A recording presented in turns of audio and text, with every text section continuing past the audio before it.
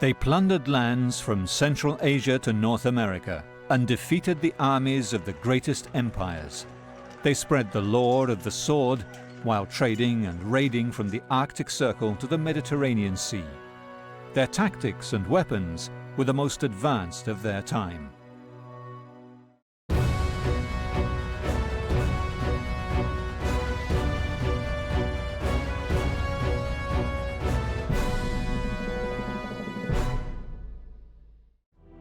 A castle now stands to defend this holy island of Lindisfarne in North England, but nothing barred the way of the very first recorded Viking raid on the 8th of June 793, in which the monks were murdered and the abbey pillaged.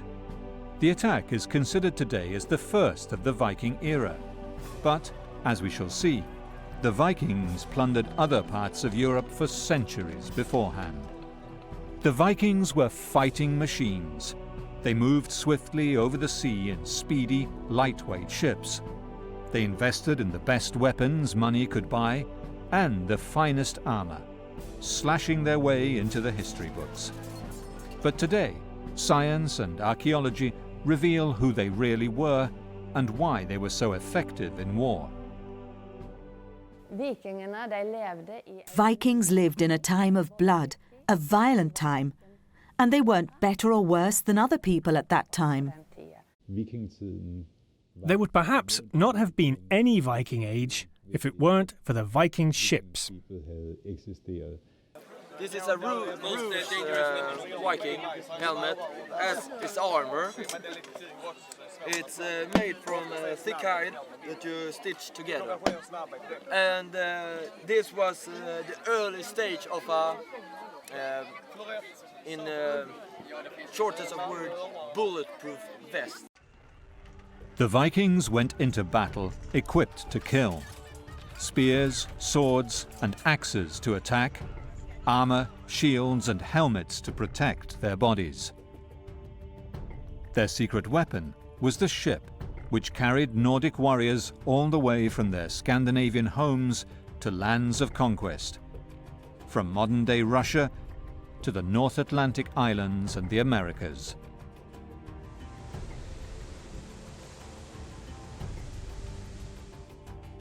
The same Viking weapons were buried in graves as distant from each other as Repton in England and Salme on Saaremaa Island in Estonia. Here, 40 Viking warrior skeletons were excavated in 2 Viking ships in 2011. A find that turned the story of the Vikings on its head. These light and shallow-keeled warships were being used for raiding at least 100 years before the first recorded Viking attack. The Gokstad and Oseberg ships were between 50 and 100 years younger. They were engineered to bend with the sea and withstand rough rapids, yet were light enough to be hauled onto a beach and carried over land. Marit Vea is the lead archaeologist at the Orvaldsnes excavation on Karmøy Island, western Norway, and an accomplished skipper herself. When the Vikings came, they used ships. Viking ships were light and flexible, and it was said that they moved like an animal in the waves. They attacked suddenly, using the surprise tactic, you see, and the advantage of that was they could pull back quickly. Wherever there was a waterway, Viking raiders and traders could go there, traveling from the farthest reaches of their world across the wide open oceans and into the depths of the forests and plains of modern-day Poland, Ukraine, and Russia. The best preserved Viking ship is here in Oslo, Norway. Thousands of visitors come every year to visit the Viking Ship Museum. The Oseberg ship was found by a farmer who dug into a mound looking for gold. It took archaeologists 20 years to excavate, restore, and prepare it for exhibition. Jan Bill is the Viking Ship Museum curator and one of the world's foremost Viking ship experts. The Oseberg ship is unique. It is the best preserved ship we have from the Viking Age. Almost everything is present. The Oseberg ship is the oldest and best preserved Viking ship, and, as we shall see, tells us the most about the early Viking way of life. Miraculously, the blue clay of the mound, similar to these at Borehaugen, had hermetically sealed the burial, leaving wood, leather, metal, and even textiles intact. The other interesting fact about the Oseberg ship is that it is the oldest sail ship known from Scandinavia which has been preserved. We have older pictures of sail ships from the 700s, but this is the first example of a ship where the technical construction of mast and rigging has been preserved. Archaeologists were stunned to find 2 women were buried in the ship, one around 80 years old and another about 50. Intricate decorations showing animals and Viking scenes had been carved into a cart, a sled, an ornate bed, combs, chests, and dozens of other sacred items buried with them. Tree ring dating confirms that the great Viking ship of Oseberg was built in approximately 820 on the west coast of Norway and is the oldest surviving combined sailing and rowing ship. A crew of 30 men, plus a helmsman and a lookout, propelled the ship using 15 oars a side. The ship is 22 meters long, and each oar hole is equipped with a shield holder. One of the world's leading Viking shipbuilders is Vibeke Bischoff. She is the head builder at the Roskilde Ship Museum in Denmark and built this scale model of the Oseberg vessel before proceeding to design the life-size replica. The Viking ships are built to be very light and very strong. They are built out of mirror-cut oak, that is, they are split out of whole trunks. The planks are split in such a way that the wood grain is completely even down through the length of the plank, and this means that it's possible to reduce the dimensions. Oak is a heavy and very hard wood, but very strong and flexible when wet, which is why the ships are built out of fresh timber, which is mirror-cut. Bischoff and a team of Viking ship experts set out to build a replica of the Oseberg ship.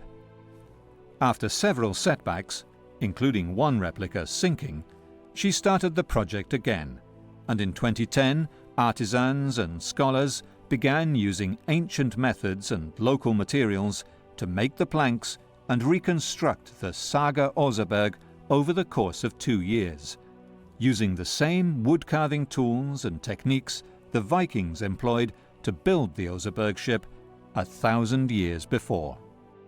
The team rebuilding the Oseberg ship in Norway worked feverishly through 2 winters to finish the new replica ship. In the spring of 2012, the finishing touches were put on the Saga Oseberg. Finally, in June of the same year, an inauguration celebration was held before the entire Tønsberg community and Norwegian royalty, and the replica was launched with great fanfare from its building site at Tønsberg Harbour Promenade. As we shall see, the ship represented more than just a unique naval technology.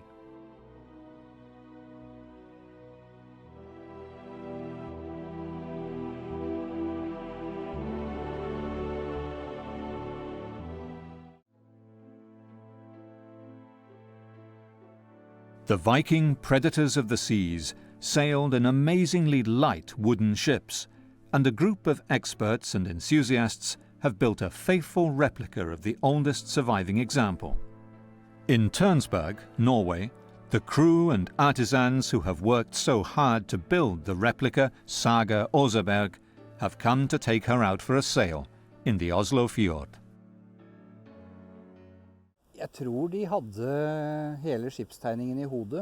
I think they had the drawings in their minds. They felt the ship and knew how the ship would turn out. They knew what trees to look for when they went out in the woods and let the tree help form the boat. They had a lot of experience and long traditions. They were artists who knew their jobs and did it properly. De var kunstnere som kunne jobben sin og som gjorde den til fulle. The ship's captain illustrates some of the incredible features, copied from the original, which show how each ship became home to its crew, all of whom left their individual mark. The owner of the ship was a revered lady, according to recent forensic investigations. Det vi også kan se på kraniet, det at We are also able to see from the cranium that the woman suffered from an advanced stage of a disease that is not genetically transmitted, and which means that the frontal bone thickens on the inside. This creates a pressure on the brain that alters the body's hormone production.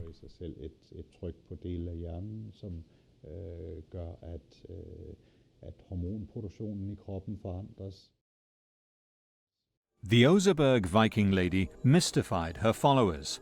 Her hormonal problem may have contributed to her growing a beard and other gender abnormalities, which some believed gave her magical abilities. They carved her image on the ship. We believe it to be the owner of the boat. There were 2 women's corpses in the grave. One of them was a woman aged 80, 1.5 meters long, with a hunchback, so she was probably about 1.10 meters long walking. She had an illness that gave her a lot of facial hair and a deep voice. On the other side of the straits between Norway and Denmark is the Roskilde Ship Museum, which holds the largest collection of Viking ships ever found in a single archaeological area. The 5 ships salvaged from the bottom of the Roskilde Fjord at Skuldelev included not only a trading vessel, but also longships. Another 9 ships were uncovered while the museum was being built, including the largest warship ever found, at 36 meters long. The Danish ships here are built from oak, and the Oseberg ship is built exclusively out of oak. Some Norwegian archaeological finds are built from pine, but in between you may find other wood species like birch, alder and ash. We have a few examples of beech, not a very good material for shipbuilding, but when we build the full-scale reconstructions, then we do it as precisely as we can. Because the Vikings did not use saws, every piece of wood was cut using axes, taking special care to work with the natural grain. Remarkably large vessels could be built using traditional clinker construction techniques. Dragon ships carrying 100 warriors were not uncommon. Using iron rivets to lay one plank over the one below, they would build a flexible ship from the bottom up. The internal ribbing was made of oak using natural curves and forks in the branches for extra strength. The planks and the ribs were lashed together using blue whale balleens, maybe the strongest natural fiber. Ropes on the ship were made of sealskin. The Viking ship rode the waves as a single flexible object, not as a mass of separate rigid parts. All of the rivets, like this, are made by our own smith, just as the tools are. They are long pins that go in with a square-shaped head sticking out on the other side, and then they hold it steady and pound it until it's fastened. The Viking ships were clinker-built, which means that the hull planks are placed one on top of another with an overlap. In between these overlaps, there is a thin woolen thread with tar to make it watertight. The planks lie tight on their own, but as it is all handmade, the wool and the tar help to ensure that it is watertight. They are then fastened with iron rivets, which are then secured on the inside so that they squeeze the planks tight together. This helps to make the hull very stiff in its lengthwise direction, and therefore the ship very strong and completely watertight.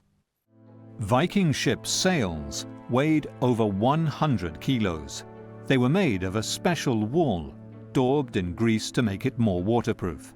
They were woven, by the Viking women who operated the large royal farms back in Scandinavia.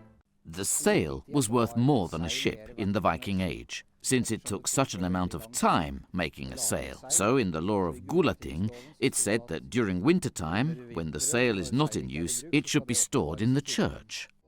The saga Oseberg sail took 1,800 hours to weave. To tau som festet øverst I råa. When we look at the grave material from the Norwegian ships that we have, we can see that they are pretty wide and robust, and they used a sail. The Norwegian ships have got a length-to-beam ratio of 1:4, if we look at the grave material, and that has got to do with the sail, which is not supposed to go outside of the sides.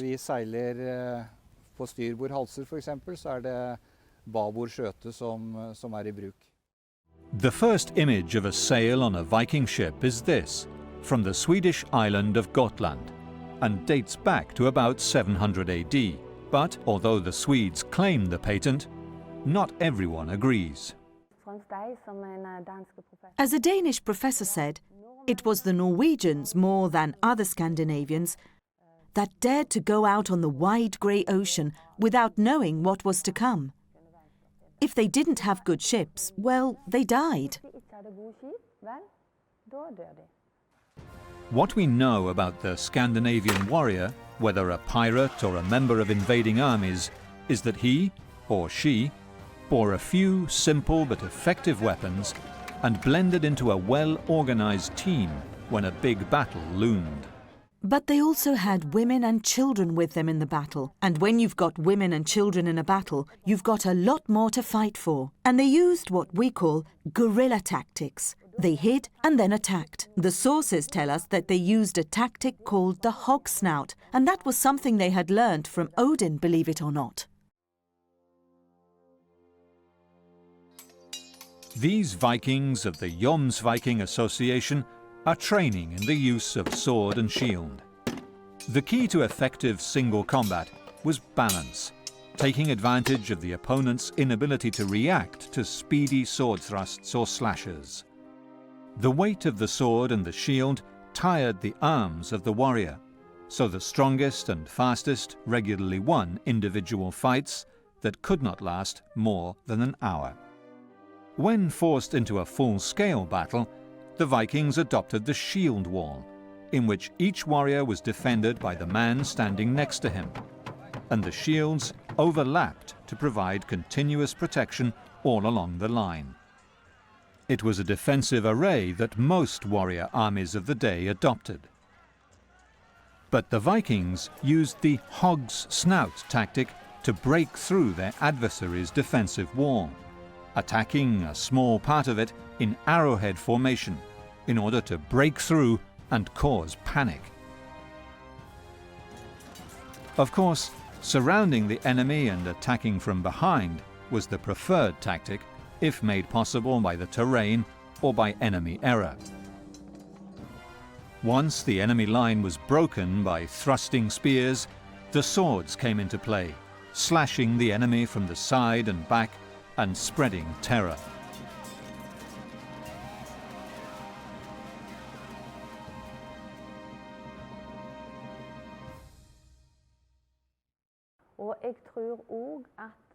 One never knew where they might turn up. They were heathens, and this in itself instilled terror. Sources tell us that they used scare tactics to spread fear and panic. And we hear from British sources that the Vikings were considered a punishment from God. And it's obvious that you get pretty helpless under those circumstances.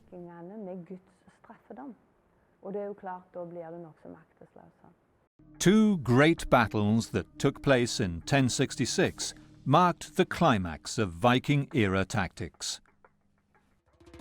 At the Battle of Stamford Bridge in England, the Saxon army defeated the invading Vikings when they broke through the shield wall of the Scandinavian force, which had left its armour on its ships.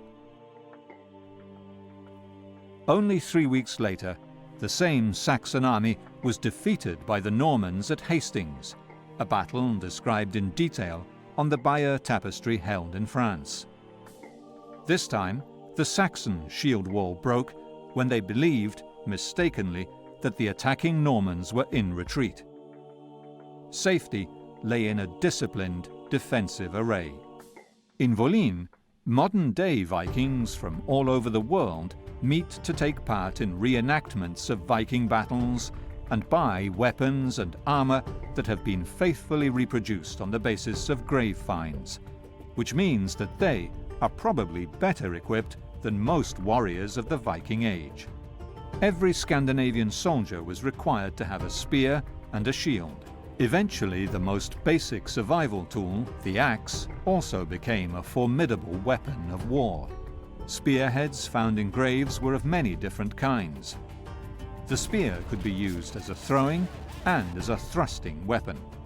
Wolin was probably the site of ancient Jomsborg, the military base of the elite Viking mercenary unit.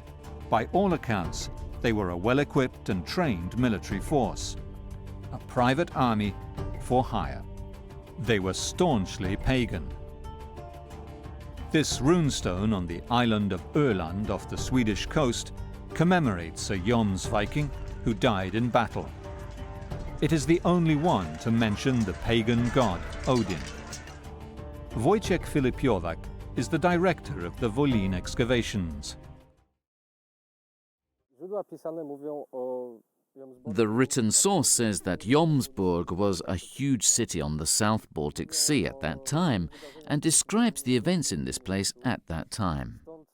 So when we discover archaeological evidence of that kind of a big city dating to the early medieval period, finding lots of artifacts of trade, export, crafts, etc., well, we have no doubts that this is that place. In fact, the archaeological and written evidence shows Wolin was much more likely a multicultural, cosmopolitan city where religious and ethnic diversity was not a point of conflict.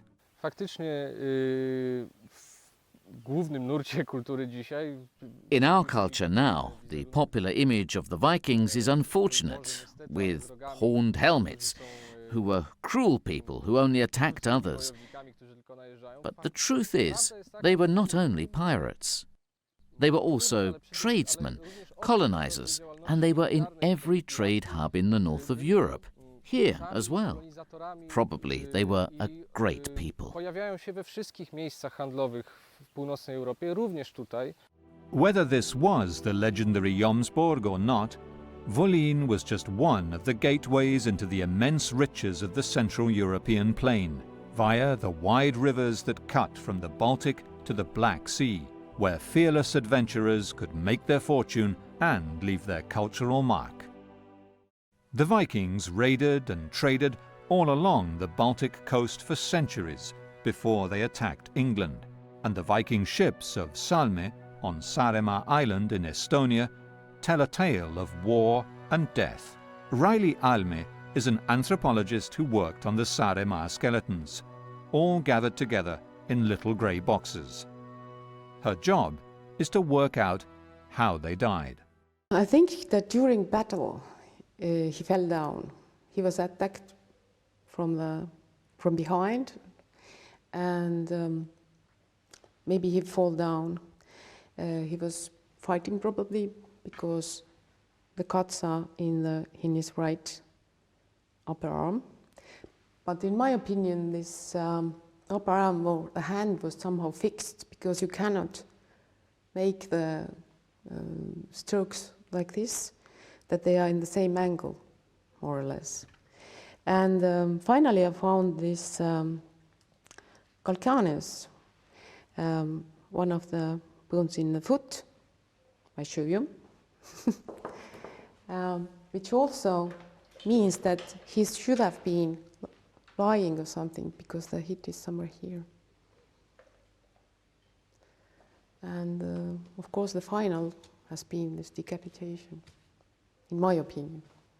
mõõkasid oli kahte tüüpi. Üks osa nendest olid kaheteralised. Most of what we found were weapons, especially swords. There were two types. The first was double-edged, which was the most advanced technology for that period. They were made using damask steel, so the center part of the sword was damask plate, and the outer part was welded to it, soft iron and strong steel, and then the blade was twisted, so that it became very flexible and strong.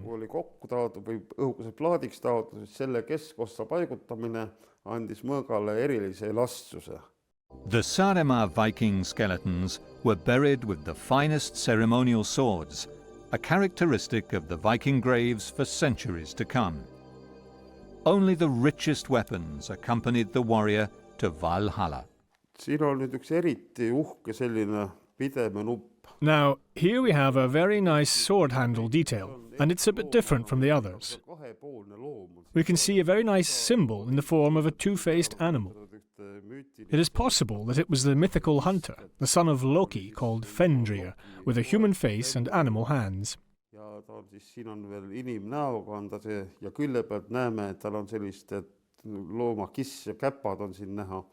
These characteristic grave goods reveal just how far the Vikings had penetrated the Baltic coastline and the plains of Russia and Poland.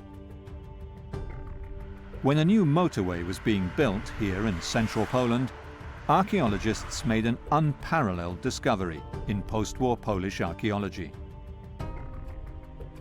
A Viking Age cemetery with 50 human remains dated to the late 10th century, with chamber-like graves, at Borja, a place of strategic importance for the first recorded Polish state. Professor Andrzej Bucher excavated the site. This is a completely untraditional cemetery. There is nothing like this cemetery in Poland or in the whole of Europe, nor is it a very big cemetery, because it consists of just 50 graves. They are concentrated in a small space. Every grave is rich, there is no poor grave. This is the cemetery of upper-class people. The central figure was this young warrior, buried with his sword. He had been badly wounded, with part of his jaw chopped off and a deep head wound. He was buried sitting upright with his sword. So it's important to distinguish the young soldier's grave. He had complex wounds to his skull and mouth. This soldier is extremely interesting because he held a ceremonial sword. This sword is positioned as though the soldier was sitting and he was holding it, and the body had fallen over, and we found him with the sword in front of his eyes. The grave goods, coins, jewelry and weapons strongly suggest Scandinavian and Kiev Rus roots. To confirm his suspicions, Professor Bucher had genetic testing done on the skeletons. The results show the father's side of the warrior's genes appear to have come from Scandinavia. He was not the only man buried with his weapon. In this grave, which we excavated, there were 4 items of warrior equipment. These were characteristic because they related to different territories. In one grave we have a Viking's landsaks, dated to the end of the 10th century and the beginning of the 11th century. And the next one we dug up was connected with the Scandinavian community and warriors from the north and west parts of Europe. The deep wounds on the warrior's head and jaw show he died young and in battle. And, like the Saaremaa warriors, he was buried with the finest grave goods. The two-edged sword with a half-moon-shaped pommel is also known as a Frankish sword, as it was based on the design of weapons carried by soldiers of the most powerful empire of the time. It was made of steel. Today, experts have discovered how these swords were made to be so strong. The basic block of steel that was used to make a sword can be seen here in the Elbląg Museum, which holds many of the finds that Professor Marek Jagodzinski excavated from the site of the Viking Age trade town of Truso. It's true. We discovered lots of military things in Truso. I mean, arrowheads, spearheads, and mainly pieces of swords. They probably produced swords in Truso.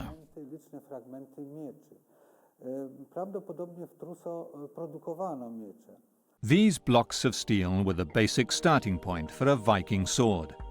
The iron ore was melted with carbon, either from charcoal, coal, or even burned bones.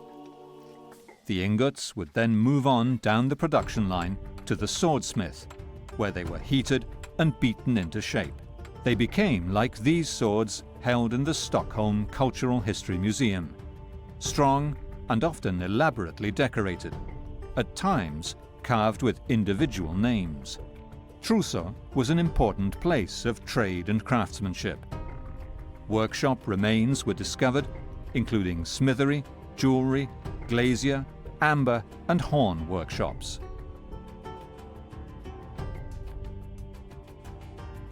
Swords made here were prized, and often those buried with warriors were deliberately bent out of shape to dissuade grave robbers.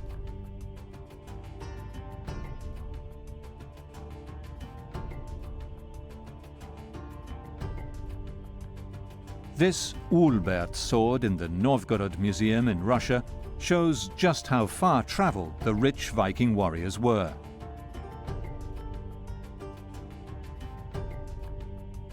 It was made in the heart of the Frankish Empire, in Germany. The Vikings sought the best swords on the market, even if selling a sword to a Viking was a capital offence in the empire.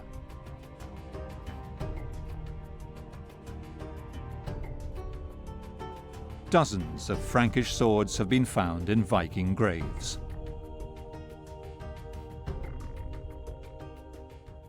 Krótki miecz jednoręczny. This sword is short and one-handed, which was common in the early Middle Ages. It's a very good weapon, very solid and very effective. Everybody wanted to have it because swords were very rare, and there were not many in that time because they were expensive. Swords were made of iron and steel. The sword had a very high impact force because when the tip of the sword hits the back of the enemy head, it imparted a weight of 1.5 to 2 tons per square centimetre. Pomiędzy 1,5 a 2 tony na centymetr kwadratowy.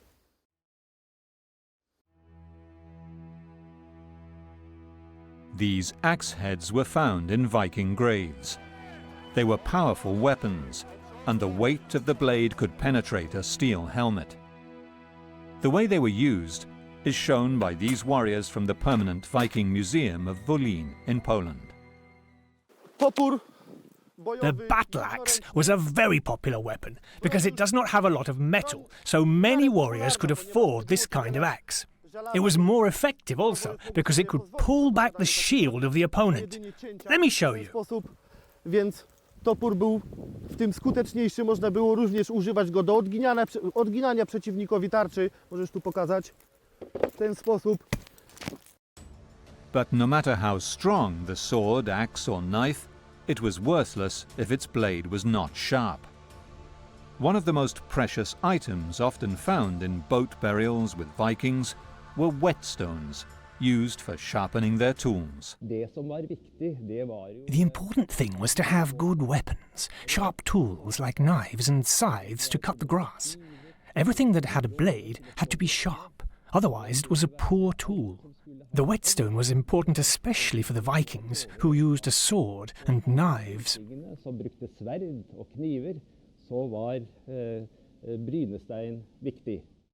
Using quartzite found only here in the Telemark region, the Vikings industrialized the production of whetstones, trading them out of the country as ballast in their ships and returning with other goods.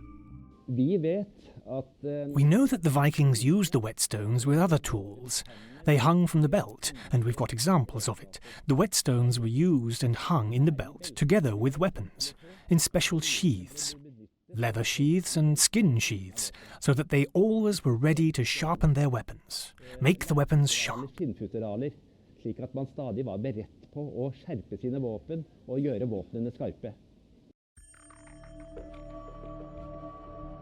Very few items of Viking armour have survived the funerals of the warriors. Chainmail was costly to make, each ring forged and closed around another by hand and one by one. It was also heavy to wear, weighing 15 kilos at least for a full coat. Plate armor was even heavier. As we see, it was very hard and also very expensive and very rare. This breastplate doesn't protect arms and it is short. The hauberk, which my friend has, is long and protects arms, so a greater part of the body. But mainly on the chest was very good also. However, the plate breastplate was lighter than the hauberk, so it allowed men to move faster. Many Viking warriors would not have been able to afford armor, and would have relied on heavily padded leather jackets instead. They would all have had a shield. The shield was made of wood, with an iron boss in the center covering the handle. Many of these remain and are on display in museums throughout Scandinavia, such as here in the Oslo Cultural History Museum. Armor, shield and helmet defended the Viking from enemy blows, but, as we shall see, still gave the warrior only partial protection. The Vikings were equipped to kill and dressed to survive. A vital piece of defensive weaponry was the helmet. Probably the most common form was the conical type, with nose guard. Some were particularly elaborate. These helmets of the pre-Viking Vendel period, found in a grave close to the Gamla Uppsala site in Sweden, show how much work went into making beautiful headgear for a rich warrior. They were buried with the man when he died. However, only one Viking-era helmet has been found in a Scandinavian grave, at Ringerike in Norway. The elaborate Vendel-era headgear seems to have been ceremonial only, while the Saaremaa Vikings were wearing no head protection whatsoever. This is actually quite classic wound coming from this direction. The second one is here, and if you turn the skull upside down, you can see there is a very clean cut on the left side of temporal bone. This also means that maybe this is decapitation. At this moment, then when they were attacked, this man, they definitely didn't use helmets, as you see. As the Viking warriors of today prepare for their next battle, the sheer cost of a Viking expedition becomes evident. The cohesion of Viking raiders and armies as a team was an effective weapon. As the early plundering parties became invading armies, their leaders could count on hundreds of determined and fearless warriors attracted by loot. But mounting such an expedition was costly. A ship or several ships had to be bought or made, and each soldier had to be promised sufficient loot to make the weeks away from the farm profitable. Vikings could become rich enough not only to buy their own weapons and armor, but also even to mount their own raids. When the raids became invasions, the English and Frankish states found that simply paying off the Vikings with land or money was easier than fighting them. In 845, the Vikings sailed up the Seine and attacked Paris, while on the other side of Europe they founded the first Russian kingdom. 20 years later, they invaded England and began settling, with York as their capital. In 885, they besieged Paris, and in 911 were given France's western coastline to rule over.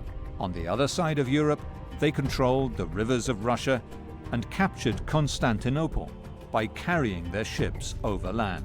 The investment in military technology paid off. Now, massive profits from the south flowed into Scandinavia, while new power bases were established in the west.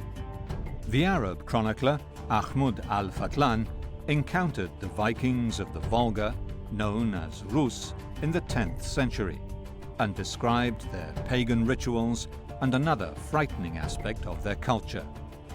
They were tattooed from head to foot. Tattooing is very, very, very tight connected to spirituality. We know from the Viking Age that the runes had a lot of meaning. You know, every single rune had a lot of meaning. And I'm pretty sure that the Vikings had tattoos that included runes who were supposed to provide them with protection in battle, you know, give them strength, connect them to their fylgja or power animal and stuff like that. Kai Uwe Faust is a Viking tattoo artist from Copenhagen. He uses ancient Viking techniques, bone needles and traditional tools to decorate the skin of his clients with Viking themes. At Viking festivals, the tattoos are done just like they were in the Viking Age. They ornament everything. So like the door is not just a door is room for decoration. A knife handle is not just a knife handle, it's room for decoration, and so is the body. A typical Viking tattoo, I think what I have here is what I'm pretty convinced is very close to how it actually looked back in the days. The same with my leg here. So again, you know, when we go, for example, to the Scythians or all traditional tattoos, it's always pretty tough black work. While tattoos protected the Vikings from the evil spirits they could not fight in the open, the weapons they bore gave them physical supremacy in the real world. The Viking conquests from Russia to England reached their climax with the last great raid by descendants of these Scandinavian warriors. William, Duke of Normandy and later King of England, was a direct descendant of the Northmen who conquered half of France. When he invaded England in 1066, his army was larger and more powerful than most at the time. So, yes, actually, the Duke of Normandy had a very powerful army, which consisted of Normans, but also French, and we can see that the word Frankie is written on the tapestry, I'd say in black and white. So he had a large army. About 8,000 men crossed the Channel.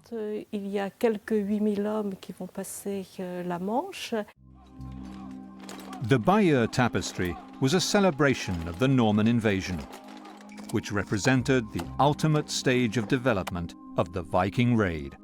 Details of the scenes of preparation for the invasion are meticulously recorded on this tapestry. The investment in troops and equipment matched the prize that William and his lords were pursuing.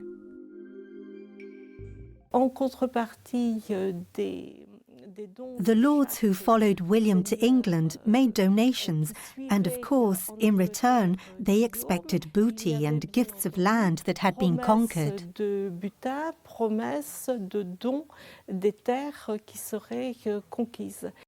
The Bayeux Tapestry is a remarkable representation of late Viking Age ships, weapons and war.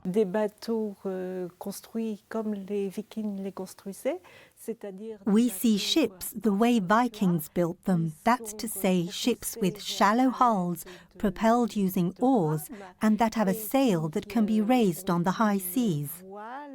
We also see weapons that were inherited from the Vikings, which are also shown on the tapestry.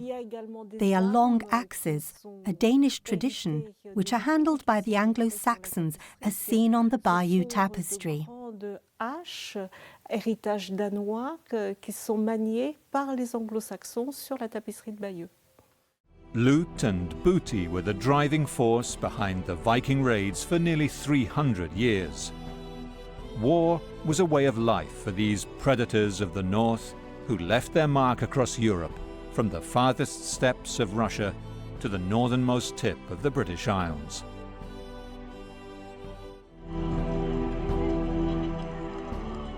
The Viking states grew out of the most extensive military expansion the world had ever seen since Roman times. Scandinavian warriors took their thirst for conquest from the heart of the Viking homeland to the very edges of Europe. Along the way, they laid the foundations of states that are still with us today.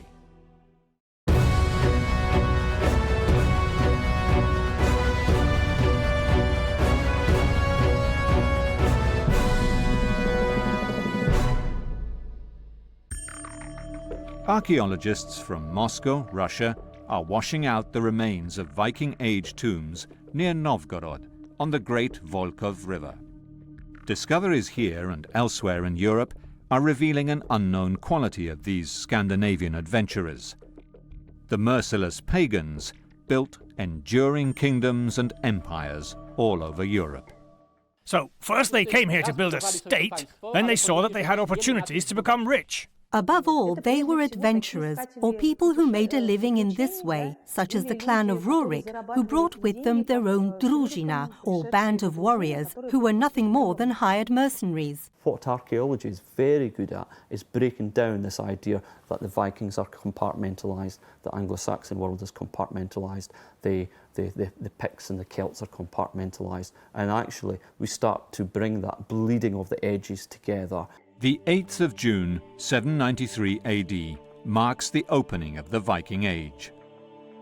A handful of pirates attacked the holy island of Lindisfarne and left within a few hours. 70 years later, 4 Viking warriors landed with an army.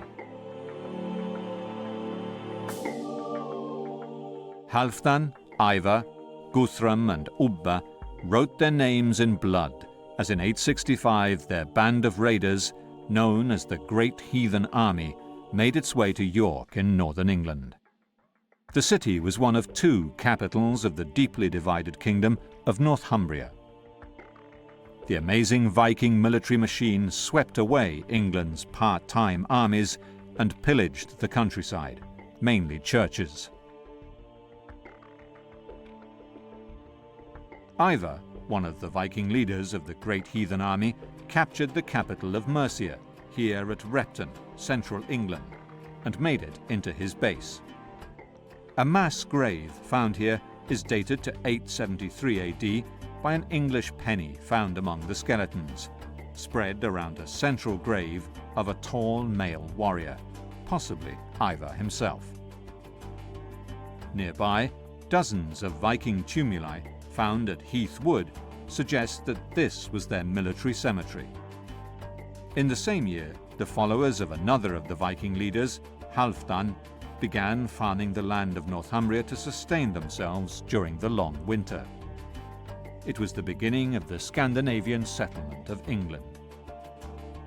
Over the next 2 centuries, huge swathes of the British Isles became part of a vast Viking empire.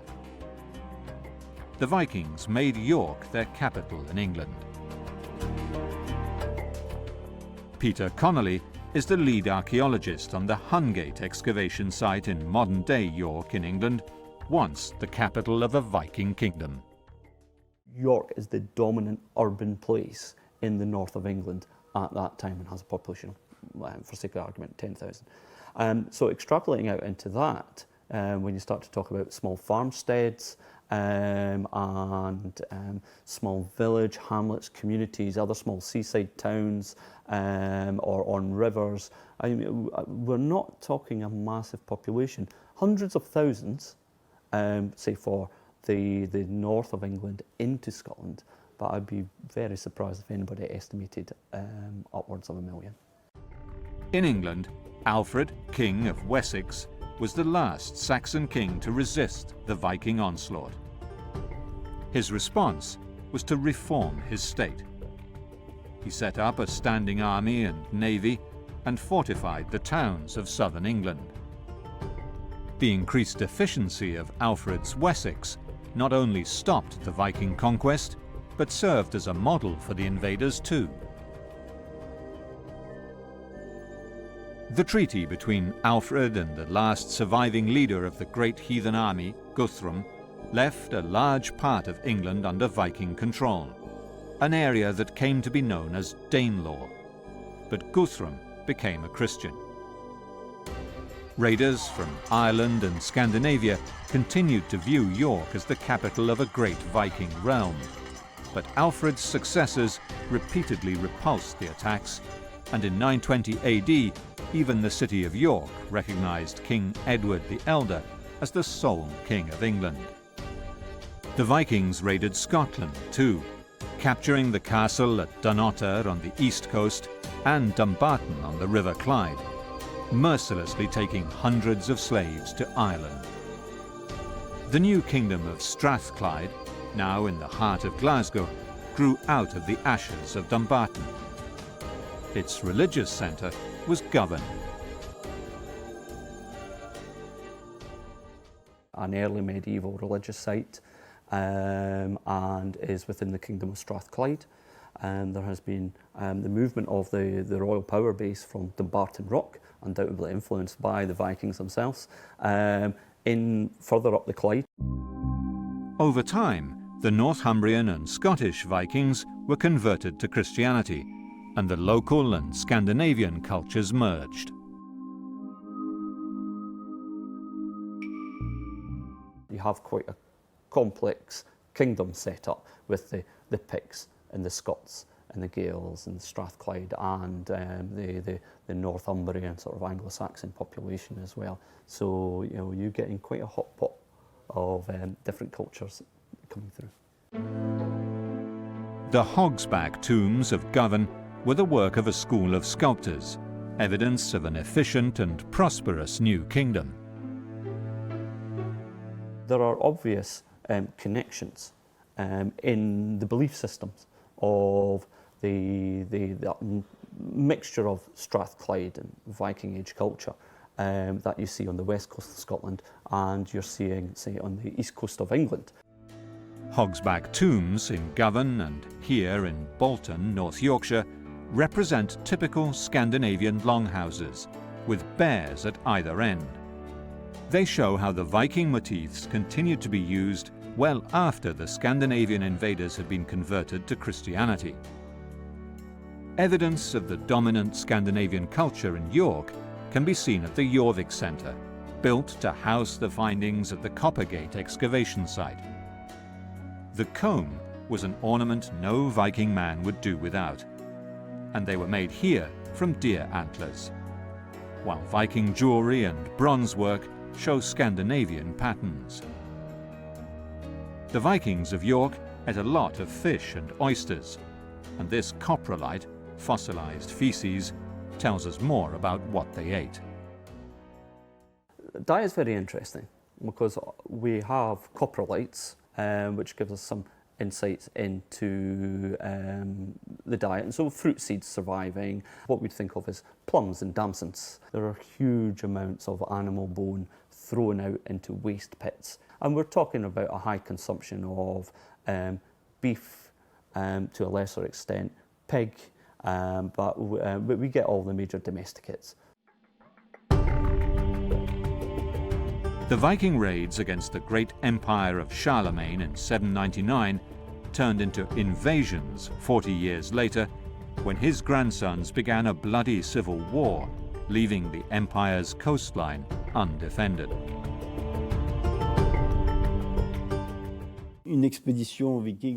An average Viking raid, of course, much depends on the period, but we're talking about several dozens of warriors, and the larger raids, several hundred. That's the average. In 841, 13 ships sailed up the River Seine, and the Vikings burned Rouen, took the monks of Jumièges hostage, and in 845 even plundered Paris. In 885, thousands of Vikings besieged Paris again, and although the raiding forces were still unable to take on the might of the empire's armies, they used every opportunity to strike where the defenders were weakest.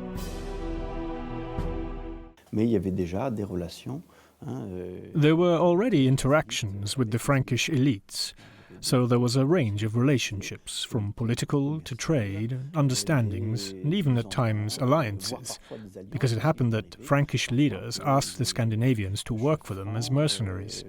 Demandent à des Scandinaves de servir comme mercenaires.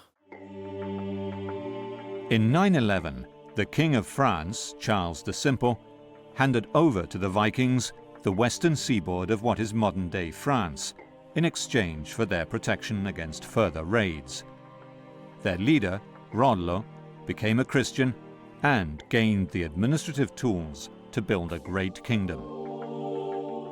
One of the conditions was loyalty to the king and conversion, the baptism of the Scandinavian chiefs in Rollo's court. So that seems indispensable if they wanted to settle. Towns like Dieppe, whose name derives from deep in Danish, thrived with new trade routes to the north. The Vikings adopted the local language and merged with the local population, forging a new and powerful state. Even if peace had come to England and France, the politics of the rising kingdoms of Norway and Denmark continued to be played out on the English stage, and the Viking era was far from over. The rise of two aggressive and mutually hostile royal dynasties in Norway and Denmark heavily influenced events in modern-day France and England. In the 870s, King Harald Fairhair used his control of the strategic straits on Norway's western shoreline on Karmøy Island to build a new state, provoking an exodus of warriors forced into a life of a Viking, a word that came to mean adventurer. Marit Vea is the lead archaeologist at the Orvaldsnes excavation on Karmøy Island. The last battle was in Havsfjord, around year 870. And when Harald Fairhair won this battle, he made Avaldnes into his most important royal estate, because this was where he could control the shipping traffic on the Norwegian coast the best. Events in Norway impacted politics in England too. In 920, Harald Fairhair died, and his son, Eric Bloodaxe, took his place. But he was defeated and exiled by his English-educated brother, Hakon the Good. The fragile peace that had settled on England, Norway and Denmark was about to be shattered. In 847, the restless nobles of Northumbria and England invited the pagan exile Eric to rule over them. They elected him king here at Ripon Cathedral and began minting coins in his name. The Saxon reaction was devastating. King Edred had Ripon Cathedral burned to the ground, and the terrified Northumbrians withdrew their support of Eric, who was killed in battle after a second attempt to win the throne of York. As we shall see, his Danish wife and a brood of dispossessed children thirsted for vengeance. During these upheavals, York continued to thrive, and Saxons and Scandinavians mostly lived in peace. The city of York grew, and the Scandinavian and Saxon populations merged in the most surprising way. Even building materials showed curious interaction between communities. The very first building that we excavated in Hungate, the preservation was very good. We think of these buildings as a big rectangular hole dug into the ground. To stop those earthen sides collapsing, you need to line them with wood and posts. And as our wood technology experts started to remove the boards or clean them up and look at them, he realised that they were all parts of the hull of a ship. These weren't boards from a Viking ship, they were actually from an Anglo-Saxon boat. The building techniques show how society changed over the decades after the fall of Eric Bloodaxe, and a more peaceful period began.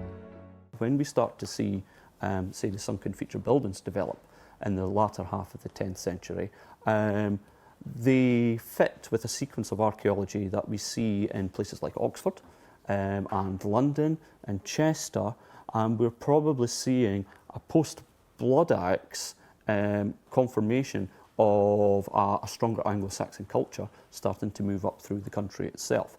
The Danes in England continued to maintain a separate ethnic identity well into the 11th century. As we shall see, one especially violent incident in an already violent age precipitated a full-scale invasion by the Viking king of Denmark. In an early example of ethnic cleansing, King Ethelred ordered the murder of all Danes in England on St. Brice's Day 1002. Possible evidence of this was found in St. John's College, Oxford, when a car park was being built behind new student accommodation. Mark Pollard is the forensic archaeologist appointed to examine the skeletons. The ditch was outside the city walls, so one assumes that the people were marched out, if they were in the city, were taken out and executed, and then just pushed in the ditch. The most advanced scientific techniques were used to identify who they were and why they died. We first radiocarbon dated a selection of them. We then began to look at the carbon and nitrogen isotopes in the bone collagen, which is an indicator of diet. And we also looked at the strontium and oxygen isotopes in the dental enamel from the teeth, because that gives you some indication of where those individuals grew up. Dating the bodies was complicated by the probability that the victims had a high marine protein diet. If people have a large proportion of marine protein in the diet, then this can actually show up in the radiocarbon date as making it earlier than we would expect. So when we dated the St John's College skeletons, we found that the radiocarbon ages were up to 100 years earlier than 1002 AD. However, strontium and oxygen isotope analysis of their tooth enamel gave some indication as to where they grew up. It's difficult to say where they did come from, but I think it's reasonably confidently we can say that they weren't brought up in the south of England. Were these Viking raiders or innocent Danish traders caught in the city on the day of collective Saxon paranoia? Could the skeletons found in St John's College have been victims of the St Brice's Day massacre? And how did their fate tie into the spread of a wider Scandinavian empire? For the St John's skeletons, we don't think they came from the south of England. They have a young demography, 16 to 25 in general. They're all male. Some of them are carrying healed battle wounds. So that, to me, suggests that what you've got is a raiding party. Whether or not these men were victims of the Saxon massacre, they represent a new and vital clue in showing the violent social tensions that were rife in English society in the Viking Age. The St Brice's Day massacre sent shockwaves through Scandinavia. The new king of Denmark, Sven Forkbeard, attacked England with a mighty army. This was not a band of raiders. Sven's army was a formidable military machine. Shield wall clashed with shield wall in a war of conquest that left Sven king of England in 1014. His dominions stretched from Poland to England and Norway, and his son Canute inherited the first Viking Empire.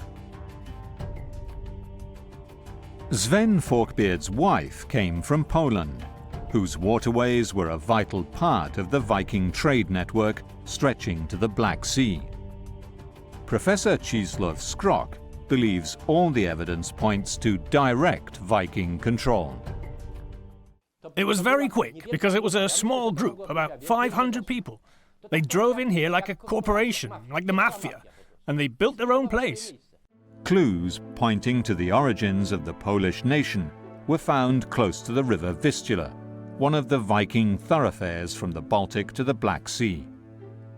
Here at Boże, close to the Viking hub of Włocławek, a multi-ethnic cemetery seems to prove this was one of the centers of trade between East and West. Professor Andrzej Bułko excavated the site. There were 4 objects of warriors' equipment in these graves which we searched.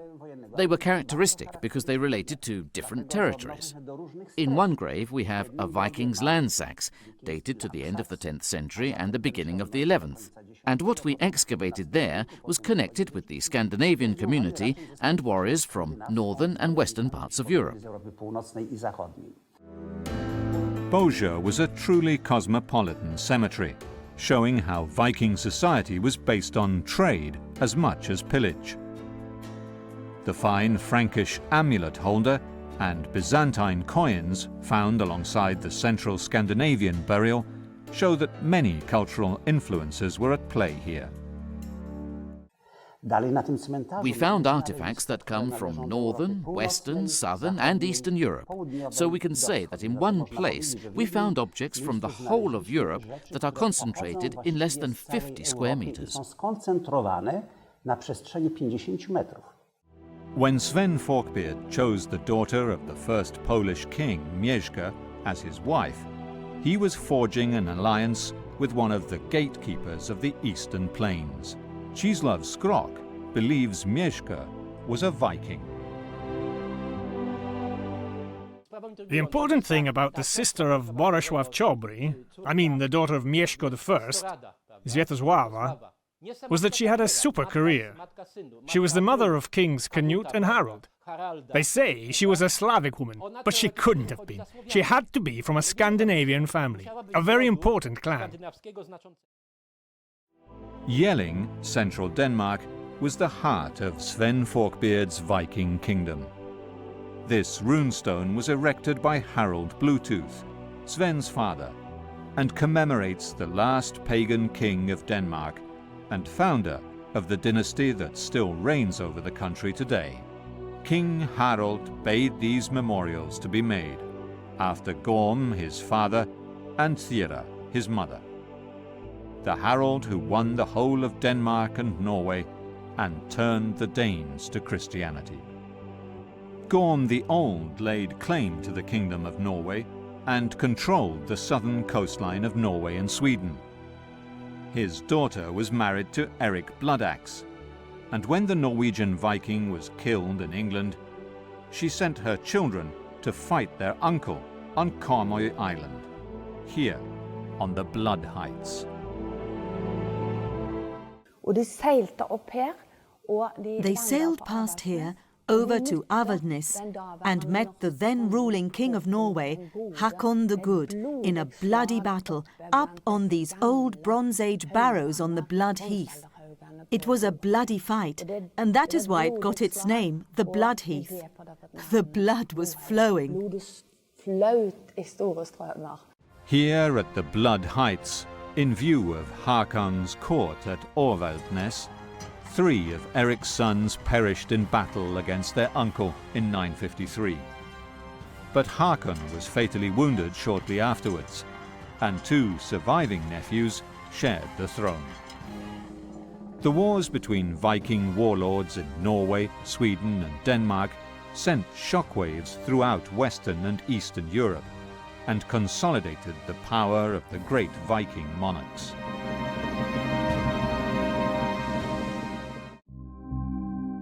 Modern archaeology throughout Europe is building a completely new picture of who the Vikings really were.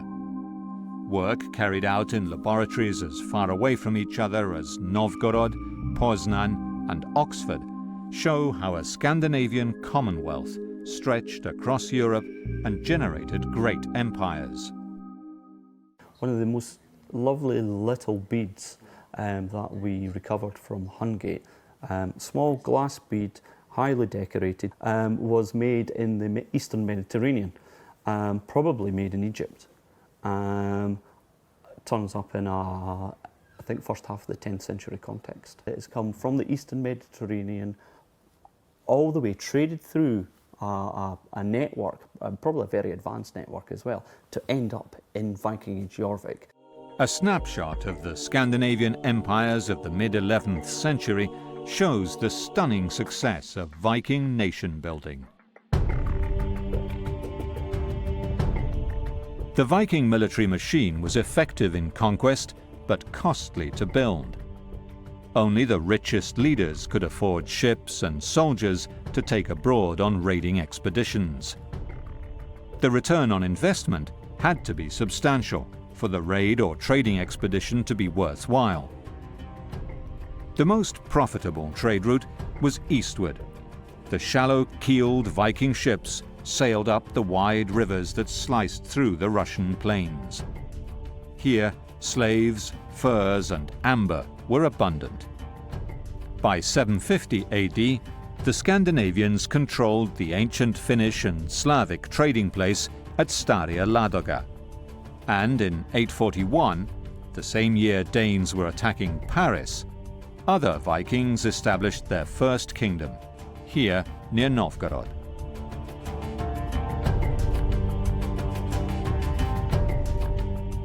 Olesia Rude is the curator of the museum exhibition here, which holds some of the most significant Viking artifacts in Russia. The written chronicles and archaeology tell us that this village was founded by Rurik, one of the Scandinavian lords that were called Rus. He arrived in this area together with his Drusina, a band of Varangians. They had been invited by the elders of the Slavic clans who lived around Novgorod in order to create a power center, let's say to create a stronger administrative center.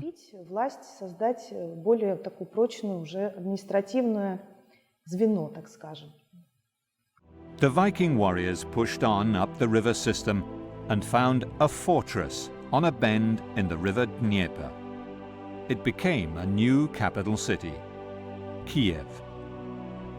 Only a few years later, they were attacking Constantinople itself. Here, the Vikings were known as Varangians, or Rus. Adrian Salin is a researcher at St. Petersburg University and an expert on Viking Russia. I think that today the majority of researchers believe that the word Rus derives from the word ruotsi, rowers. Undoubtedly, when we refer back to ancient Russian traditions, the common name Rus, with the small r, referred not to a people, but to a social group. The first chronicle of Viking Russia was written here, in Kiev, in the Monastery of the Caves, by a Christian monk by the name of Nestor. His mummified body still lies exposed for all to see.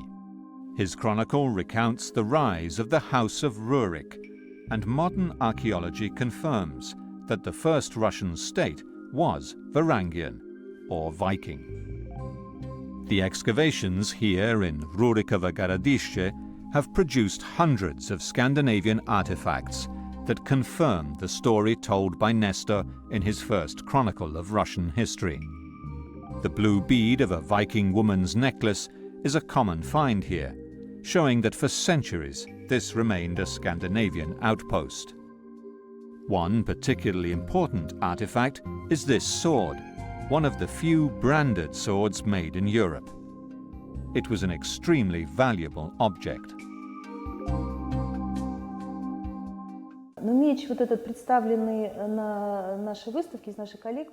The sword in our collection is interesting mainly because of where it comes from and its shape.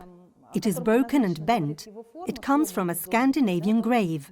The sword was made in Western Europe, which is clear from the brand of a famous swordsmith of the Rhine Valley engraved on the blade. Albert, who made many swords for export, and many made their way to the east. Которая производила много оружия на продажу, и это оружие также поставлялось на восток. С другой стороны, считается, что значительная часть. On the other hand, there is a theory whereby a large portion of the goods exported from Eastern Europe to the Caspian Sea by Scandinavians were slaves. It is said that the Arab slave markets in the 10th century were full of slaves from Eastern Europe. Были переполнены рабынями из Восточной Европы. Rurik's successor, Aljek, who governed the kingdom as regent during the infancy of Rurik's son, Igor, is buried in this mound at Staria Ladaga.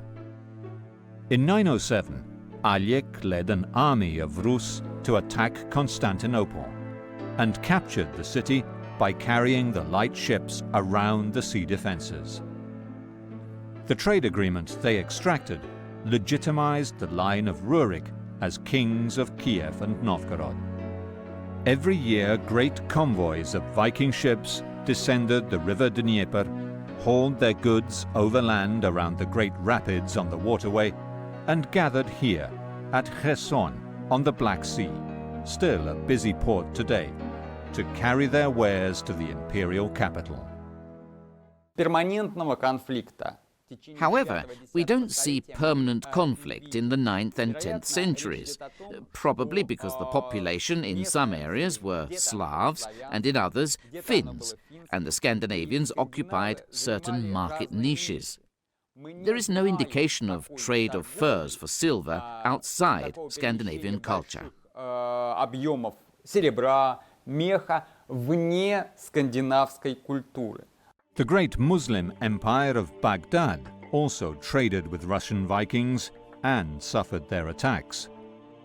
Ahmud al-Fatlan, writing in the early 10th century, describes the Vikings as still barbaric by the civilized standards of the Arabs. They were covered in tattoos, washed once a week, and held bizarre pagan rites and elaborate funerals that included human sacrifice and ship burnings. The descendants of Rurik continued to rule in Kiev until his grandson, Sviatoslav, was killed by roving Pecheneg warriors during a trade expedition. The kingdom was plunged into civil war. Vladimir, his natural son, defeated the legitimate heirs and became king, and in 988 converted to Christianity and married the sister of the Byzantine emperor, further legitimizing the House of Rurik as rulers by God's will.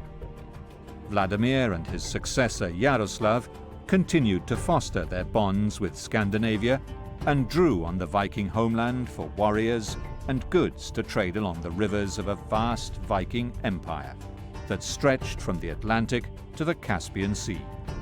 The final drama of the Viking epic played out along the waterways of northern and eastern Europe. The story takes us back to the frozen north, where the sons of Eric Bloodaxe ruled after a long drawn-out civil war with their uncle. The kingdoms of the Scandinavian north and east suffered years of civil war that threw up some of the greatest leaders of the whole Viking epic. Legend has it that Astrid, daughter-in-law of Harald Fairhair, fled from the wrath of the sons of Eric Bloodaxe with her 3-year-old son, Olaf Tryggvason, to join her brother in Kiev, but fell prey to pirates, and little Olaf was made a slave. 6 years later, he was freed by his uncle, who raised him in Novgorod. He served King Vladimir as a soldier, but gained most of his prestige and wealth as a mercenary, fighting for the Holy Roman Empire against the Danish king Harald Bluetooth and his puppet king of Norway. The mercenary Olaf also married a Polish princess who died young, and after years of raiding Scotland and Ireland and a second marriage to an Irish queen, Olaf was converted to Christianity. He returned to Norway and won back his rightful place on the throne as a direct descendant of Harald Fairhair. He forcibly converted Norway to Christianity and ruled from 997 for 3 years until defeated and killed in a naval battle against an alliance of his old enemies in an expedition to present-day Poland. His life is marked by legendary events. Olaf Tryggvason had to battle with heathen powers here at Avaldsnes several times. He was here with his men. I think there were 300 of them. And then a ship came into Avaldsnes with seers and other sorcerers. And they came to curse the king. They threw out a magical black mist.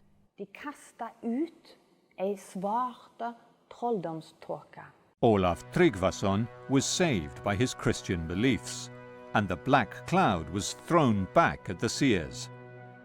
However, his reaction was less than forgiving. And this is the way they died. They were to be put out at the Skrete sheer rock, and when the sea got higher, the sorcerers drowned. And it was a slow death, of course. The sworn enemy of Olaf was the aggressive Harald Bluetooth, forced to convert to Christianity on his defeat by the German emperors. In the early Viking Age, kings in Denmark wielded far less power than in the Christian empires and kingdoms where the church provided key administrative services. Tom Christensen has excavated the ancient Danish chieftain's camp at Lejre for the past 20 years. It is not that the Danes turned their backs on Europe, but they were a Germanic tribal society which had its traditions and were tied to them, I think that the power was divided between clan chiefs. There might have been a sort of king, but not an autocratic king, as power was mainly based on alliances between the various clans.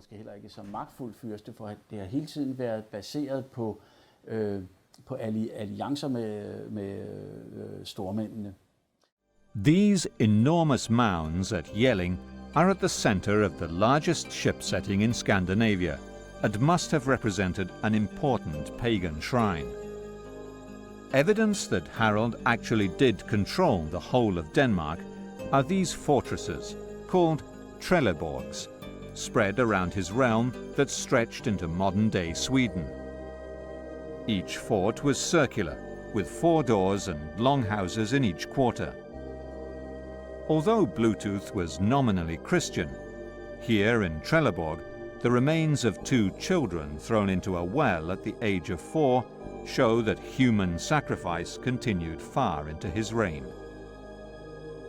Harald Bluetooth claimed the thrones of Norway and even Sweden, and drew on the services of the finest pagan mercenary force of the time, the Jomsvikings, one of whom is commemorated on this runestone on the Swedish island of Öland. Based in present-day Wolin, they remained Bluetooth's allies till the end, well after he was deposed by his own son, Sven Forkbeard, in 998. He is buried in Roskilde, the first Christian parish in Denmark. The first Danish bishop was an Englishman, but the Germans wanted Denmark as a church province. So when Adam of Bremen later on wrote about the conditions in Denmark, he portrayed Harald Bluetooth as a positive leader for the Germans and stated that his burial took place in Roskilde. The Swedish, Danish and Norwegian kings looked eastwards to the great plains of Poland and Russia for their wealth, and sent men and goods down the great rivers to Constantinople, where they traded with the great empire and served as mercenaries in the imperial Varangian Guard. Nearly 3 centuries after the first recorded Viking raid in England, the epic of the Norsemen reached its climax. This runestone in the churchyard of Tumbo, Sweden, commemorates a Viking warrior who died in the service of the Greek emperor. Another, near Uppsala, commemorates a great captain. Across Scandinavia, memorial stones like this bear testament to Viking soldiers who fought in the Mediterranean. The elite Varangian Guard fought along the empire's frontiers, and in Italy clashed with descendants of other Northmen who had built a home in France. The Palace of the Normans in Palermo is a monument to the audacious Norman mercenaries who became kings of southern Italy. 2 brothers from Normandy, descendants of the Viking invaders, came with their men to fight the Greeks in 1014 and stayed. They emerged the final victors after a series of long drawn-out wars in southern Italy in the early 11th century. Count Robert of Hauteville finally pushed out the Arabs from Sicily to become king. He was crowned here, in the Palace of the Normans, by the powerful Bishop of Palermo. The Norman rule over Sicily was famous for its tolerance and openness to trade with the Arab world. Even farther east, in the bustling metropolis of Constantinople, a Norwegian mercenary commanded the Imperial Guard, known as the Varangian Guard. Harald Hardrada was an heir to the Norwegian throne, but working for hire in Constantinople.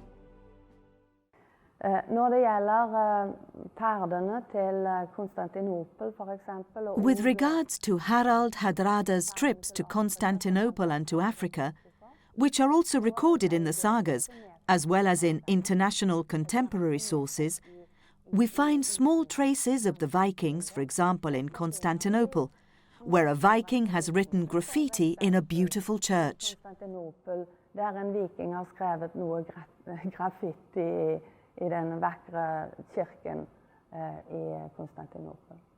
In 1046, Harald Hardrada turned his sights back to the homeland of Norway, where his nephew, Magnus the Good, had been elected king. Following the Viking river passages through Russia and up across the Baltic, Hardrada made his way back to Scandinavia, where he attacked Denmark and cut a deal with Magnus to rule jointly. When Magnus died, Hardrada became the sole king. Harald's reign in Norway and Denmark was one of peace and prosperity, with the emergence of churches, towns, and thriving trade and minted money. Hardrada's ambition was to recreate Canute's North Atlantic Empire. He claimed the Danish throne and then was invited by the exiled half-brother of the English king to take the English throne as well. In 1066, Harald set sail from Norway. Other powerful kings had their eyes on the English throne. In Normandy, Duke William had been promised the throne, and now was preparing to take it by force. In William's view, King Harold Godwinson of England was a usurper. The Bayeux Tapestry supports William's claim to the English throne and describes how he went about winning it for himself. The Duke of Normandy could count on important allies in his bid. On the 12th of August 1066, William's fleet sailed up the coast of France and stopped in the ports of Normandy as it collected soldiers from the Viking settlements. The Norman armada landed at Pevensey on the 28th of September and made its way to Hastings. As William and Harold Hardrada bore down toward England, the English king Harold Godwinson rushed north with his army. Harold Hardrada defeated the English at Fulford on the outskirts of York, but when the might of the English army met the Viking hordes at Stamford Bridge, Hardrada was killed in battle. The exhausted English army marched south again to face William of Normandy at Hastings, just 19 days later. The Norman cavalry fled in front of the Saxon shield wall, and William was given up for dead. The Saxons broke ranks to pursue the Normans, but when William showed his face to his men, the Normans rallied and Harold was killed.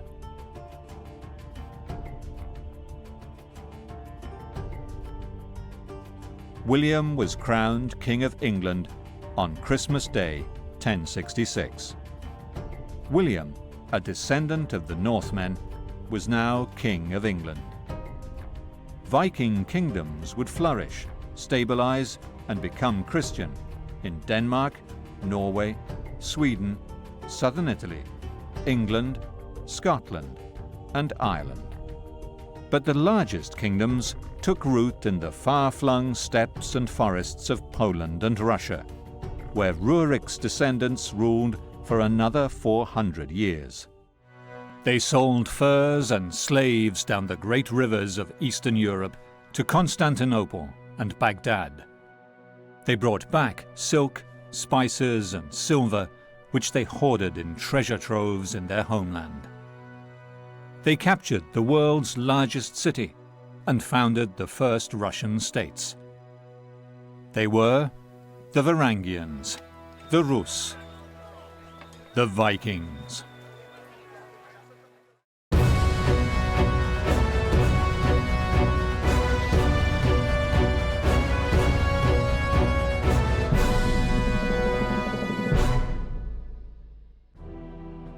Istanbul, Turkey, once Constantinople, the greatest city of the ancient world, heart of a 1,000-year-old empire. To the Vikings, and still today, it is the gateway to the east. First, the Scandinavian warriors came here to plunder. Then, in a daring raid, they penetrated its massive defenses and extracted a privileged trade deal. Today it is believed, as far as I know, that the appearance of the Vikings here in Eastern Europe in the 9th century is closely connected with their desire for silver. в IX столетии интересом к восточному серебру. Obviously, the Eastern world was most interested in slaves and furs. The Vikings had plundered the vast plains of Central Europe for centuries before they pushed up the river systems to the Black Sea and attacked Constantinople. Dozens of runestones, like these in modern-day Sweden, tell us of the fearless Scandinavian warriors who died in faraway Greece and Turkey. Runestones, sagas, and the first Russian chronicle tell us the story of the Vikings of Eastern Europe. But before anything was written, Vikings were plundering the shoreline of the Baltic Sea. Two amazing Viking ships, found on the Estonian island of Saaremaa and excavated in 2011, prove that the Vikings were here far earlier than ever recorded. When Yuri Pietz of the History Faculty of Tallinn sent bones and organic artifacts for radiocarbon dating, the results were stunning. Analysis of the items we found show that they can be dated to pre-Viking times. Orgaanilise materjali süsinikanalüüsid dateerivad ta siis eel-viikingi aega. The warriors who died here were a class of professional fighters, or Vikings, as they are known today. Nüüd kindlasti on huvitav küsimus ja selle hetkel me päris... At first we weren't quite sure where these men came from. Judging from some of the items and other marks, it was more or less clear we were dealing with Scandinavian sailors.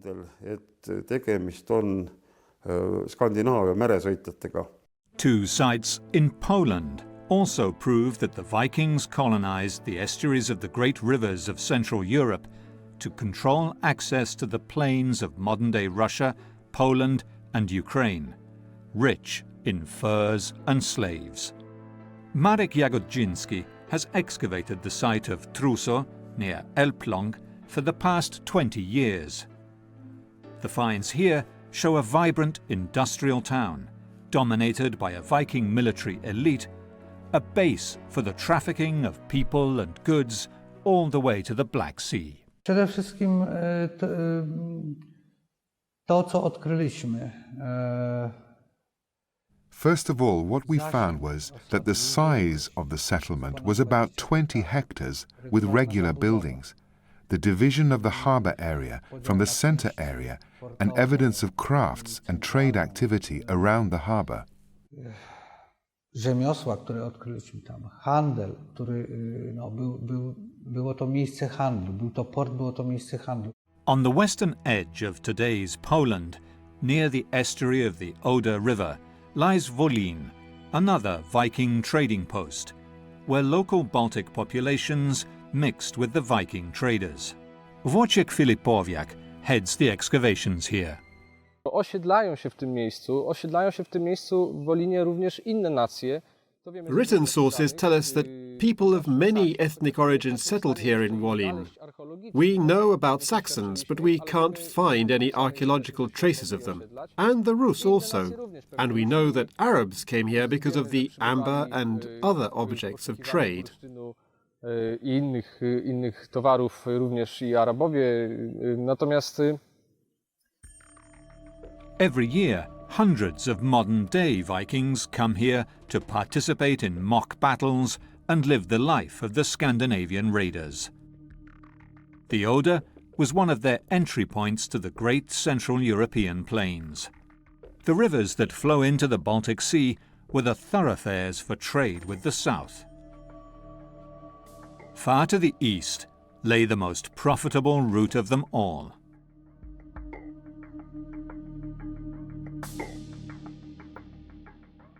Lake Ladoga, Europe's largest lake and Russia's northernmost expanse of fresh water.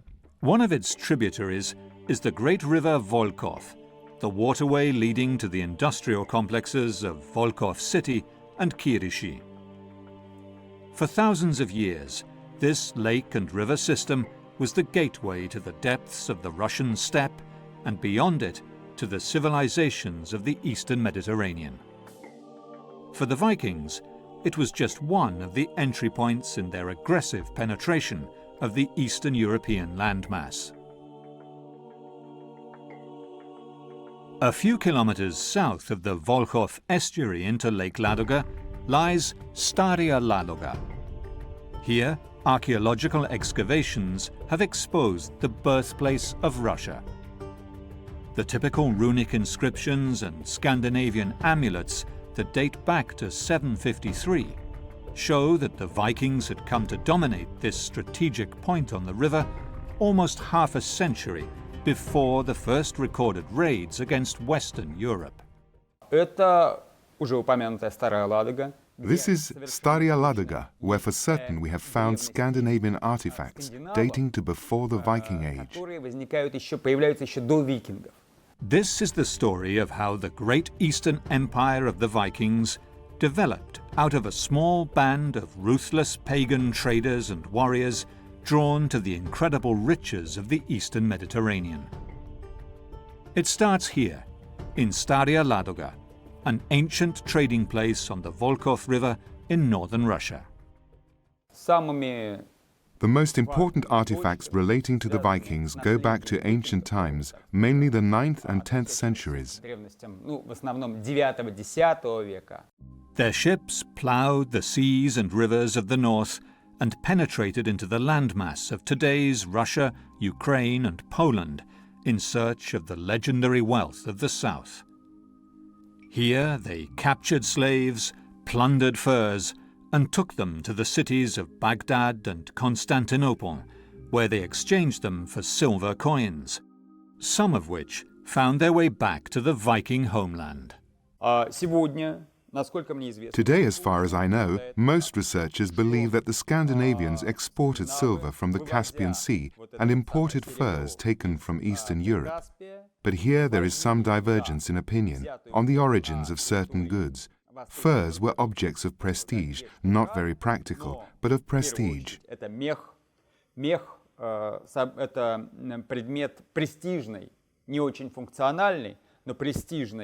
The Vikings, or Varangians as they were known here, founded an enduring empire based on the immense wealth gained from trafficking precious goods and slaves with the great empires of Byzantium and Baghdad.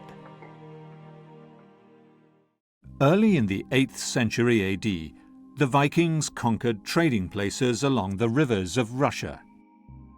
100 kilometers south of Staria Ladoga, archaeology students from Moscow are washing mud from Viking Age graves at Rurikovo Городище, on the banks of the Volkhov River, opposite the city of Novgorod, Russia's first capital. They find a blue bead, which once belonged to a Viking woman's necklace. The day before, they found an axe head, confirming that these tombs were the final resting place of the earliest Viking warriors who came to dominate the area. The finds from this site are sent to the museum's restoration laboratories. Here, a laboratory technician is cleaning and preserving wooden objects from the many sites around the city of Novgorod. The wood is preserved using glycol that replaces water in the wood cells. The excess is frozen dry. Alesia Rude is the curator of Novgorod's Viking exhibition and has been following the results of the Rurikovo Городище excavations for years. According to the chronicles confirmed by archaeological finds, this village was founded by one of the Scandinavian princes, Rus as they were called, Prince Rurik. He came here in our lands with his druzhina, or band of Varangians. The arrival of the Vikings, or Varangians, is dated to approximately 840 AD.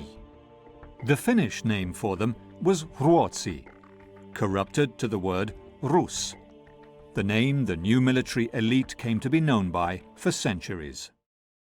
There are no finds that directly refer to Rurik. However, we have found artifacts dating back to the early Middle Ages, the 9th century, that are connected to Scandinavian culture and were found at Rurikovo Городище. Today we link the word Rus with the Finnish word ruotsi. There is no doubt about that. However, in ancient Rus tradition, it is possible that the word Rus referred initially not to a country or a people, but to a social group. The dynasty of Rurik ruled Russia for hundreds of years. Chapters of history told here on this monument in Novgorod.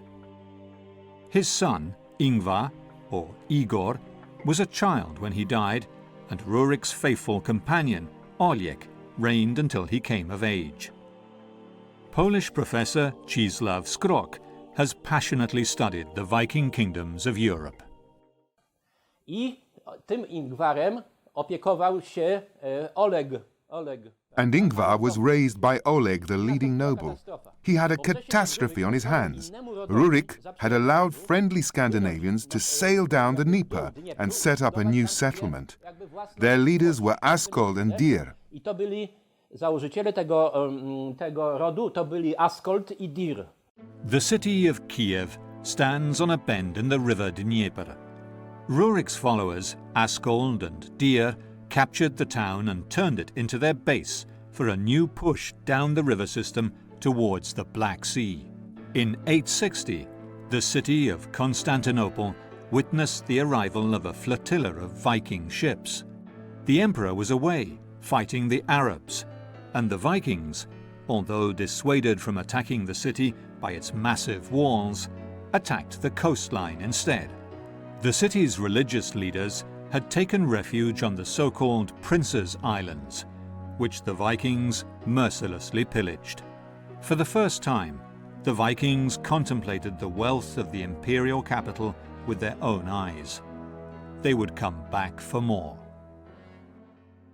Stało się to, że ten Oleg zaniepokoił się, że ten Askold i Dir... Oleg was angry that Askold and Dir had gained such power, that they wanted to be jarls or even more. They had power because when they were in Kiev, they attacked Byzantium, the greatest power in the world at the time. They were so brave that they pillaged Constantinople. So it's historical fact that Oleg murdered Askold and Dir. Łupili tam, to ich specjalnością. Więc Oleg, i to są fakty historyczne, Oleg ich zamordował, Askolda i Dira zamordował. Oleg captured Kiev and murdered Askold and Dir, whose tombs lie under this church on the riverbank outside the city. Next, he moved on Constantinople, known to the Vikings as Miklagarde. In 907 AD, once again the Viking fleet appeared on the Bosphorus, sacking coastal villages and Christian monasteries. In a famous surprise attack, Oleg had wheels put on his ships, carried them across land, crossed the Golden Horn, and entered the city. Unable to hold the prize of all prizes, Oleg the pagan settled for a privileged trade agreement and strategic alliance with the imperial city, the heart of the Christian world, which turned the kingdom of Kiev and Novgorod into the most powerful state in Eastern Europe, which also supplied mercenaries for the emperor's bodyguard. It was a lucrative business, as the Varangian guardsmen were paid 40 gold pieces a year, plus food, lodging, and special bonuses. The golden era of the Vikings in the east was about to begin. The sun rises on the Viking mounds of Staria Ladoga. This burial mound once held the remains of Rurik's successor, Oleg, whose attack on Constantinople is the high point of the Viking Eastern saga, thrusting these fearless barbarians into the history books of the great city. The primary source of our knowledge of the Viking origins of Russia is the chronicle written by a Christian Orthodox monk called Nestor, who is buried here in Kiev, in the Monastery of the Caves, the very first built on the river Dnieper. Nestor recounts the development of the first Russian state, but makes no mention of what happened to Askold and Dir's followers. According to Czesław Skrok, they fled westwards to modern-day Poland. Nie było żadnych dużych sił wojennych. There was no military opposition here. The population was sedentary and calm. There was no one to stop them. To the north was the Baltic Sea, with access via Wolin, Oseberg, Truso and Elbląg. There were the swamps of Notek, so they had security. On the west, I mean protection from Kiev and Novgorod, there were swamps of the Poles. And to the east, the Slavs of the Elbe and Oder. Od zachodu jeszcze byli Słowianie między tą Elbą a Odrą. Все-таки, когда мы говорим о тех скандинавах, которые осели здесь, However, when we talk of Scandinavians who settled in the land of future ancient Russia, I don't think we can talk of great global migration of peoples who moved freely between Normandy and York, for example, and Iceland and Kiev. группы людей свободно, глобально перемещались между Нормандией, Йорком, я не знаю, Исландией и Киевом, например. The rise of Poland as a place of passage of the cosmopolitan Viking elites of the time is highlighted by the remarkable archaeological find at Borja, near the Vistula River. Andrzej Bucho excavated the site that turns Polish history on its head. This is a completely untraditional cemetery because there's nothing like this cemetery in the whole of Europe. Every grave is rich. There is no poor grave. It's a cemetery for the social elite. The archaeologists excavating Borja found a number of graves from different epochs and different cultures. The multi-ethnic community controlled a key point on the river Vistula. Let's take Borja. There we have traders. We find equipment that shows that these people engaged in trade. There were also warriors with their families, people who controlled this thoroughfare. The thoroughfare of the Vistula is very important because it connects the North Sea, Baltic Sea, via the Vistula, via the River Buk, to the Black Sea and Byzantium. So controlling this route was the best way to become rich. The central figure was a young male warrior killed in battle, his jaw hacked off. He was buried with 2 women, possibly slaves, and with his weapons and armor. Professor Bucho called in experts in strontium isotopes and DNA to identify where the skeletons came from. Jak oni przybywali? U nas bardzo ważny był szlak Wisły. The northern and central Vistula are very important. We have found many graves or cemeteries along this river that have produced Scandinavian artifacts. In most of them we have only these artifacts to prove the connection, while in Borja we also did strontium isotope and DNA analysis, proving that these were indeed foreigners. To, co mówiłem, strontu, izotopu strontu, poprzez DNA analizy, że to są ludzie z zewnątrz. The coins from Germany and England found in the graves are key in dating the cemetery to the late 10th and early 11th century, the period of the rise of the very first Polish kingdom, founded by King Mieszko of the Piast dynasty. In Poland, the Viking remains seem to indicate that Scandinavians had more influence on local politics than was thought before. In my opinion, Vikings, I mean Vikings from Kiev, Rus of Kiev, the ones who built Viking Russia, came down the Vistula and Buk to Mazovje and Wielkopolska, where Poland began. We owe them the origins of the Polish nation. I don't mean they built it, but they sparked it off. Their impact was key. They brought the know-how and sowed the seed of our country in these territories. I mówiąc krótko, im zawdzięczamy powstanie państwa polskiego. In the 10th century, the tribe of the Poles, which inhabited central Poland, began expanding at the expense of other Slavic groups. The dynasty of the Piast, say Polish sources, began with a simple trader. But the first king, Mieszko, a pagan, united all the Slavs of central Poland under his rule. However, his daughter married the Danish Viking king Sven Forkbeard. and his granddaughter Sviatopolk, son of Voldemar, or Vladimir of Kiev. Understanding this coincidence is at the heart of the debate about Viking influence in the founding of Poland. Coraz więcej jest znalezisk archeologicznych, chociażby ta Bodzia, prawda? Bodzia. We find more and more sites. For example, Bodzia.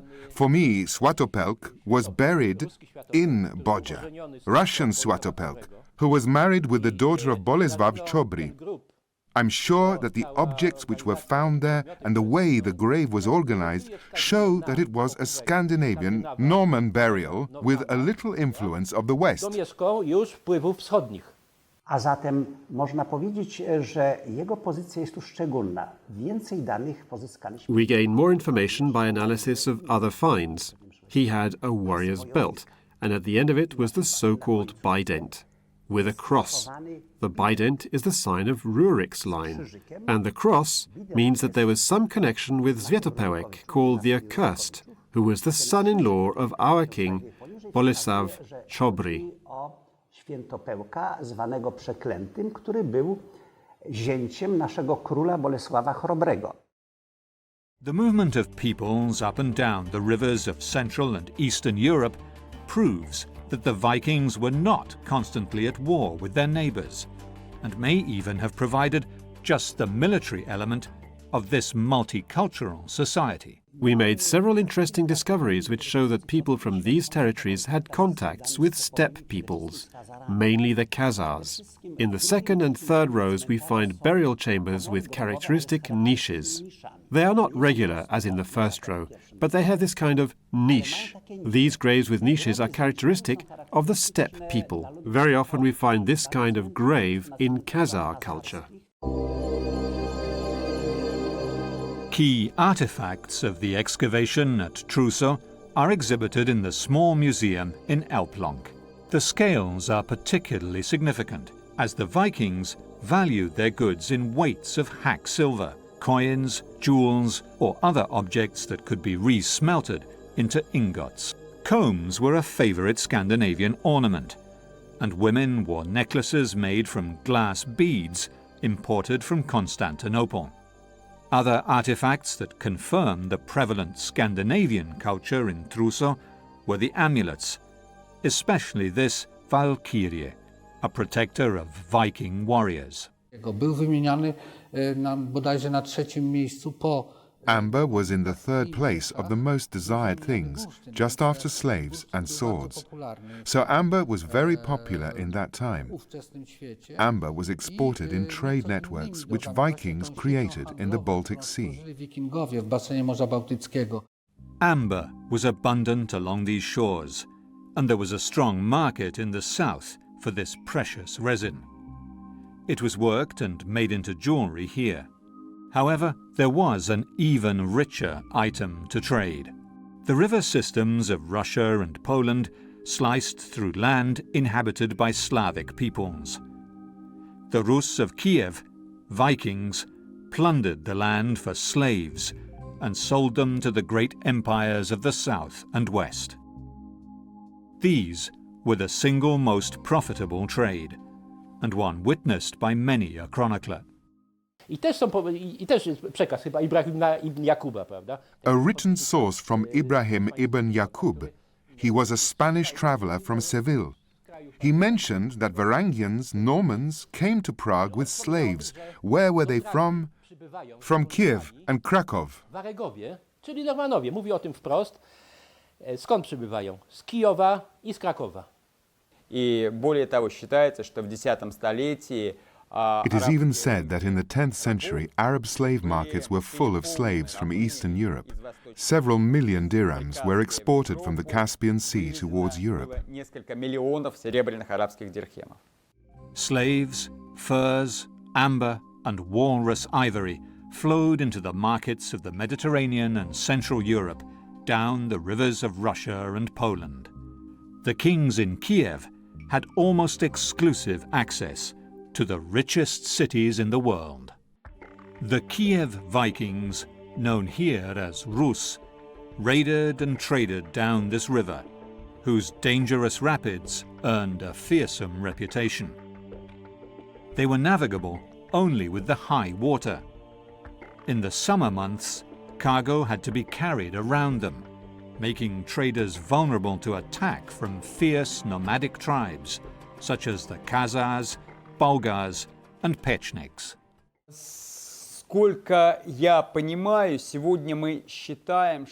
As far as I know, today we do not believe there was a great difference between merchants and warriors in Scandinavian culture. We can only say that in the 10th century, when there was almost no centralized power in most of the land, it was impossible not to be a warrior.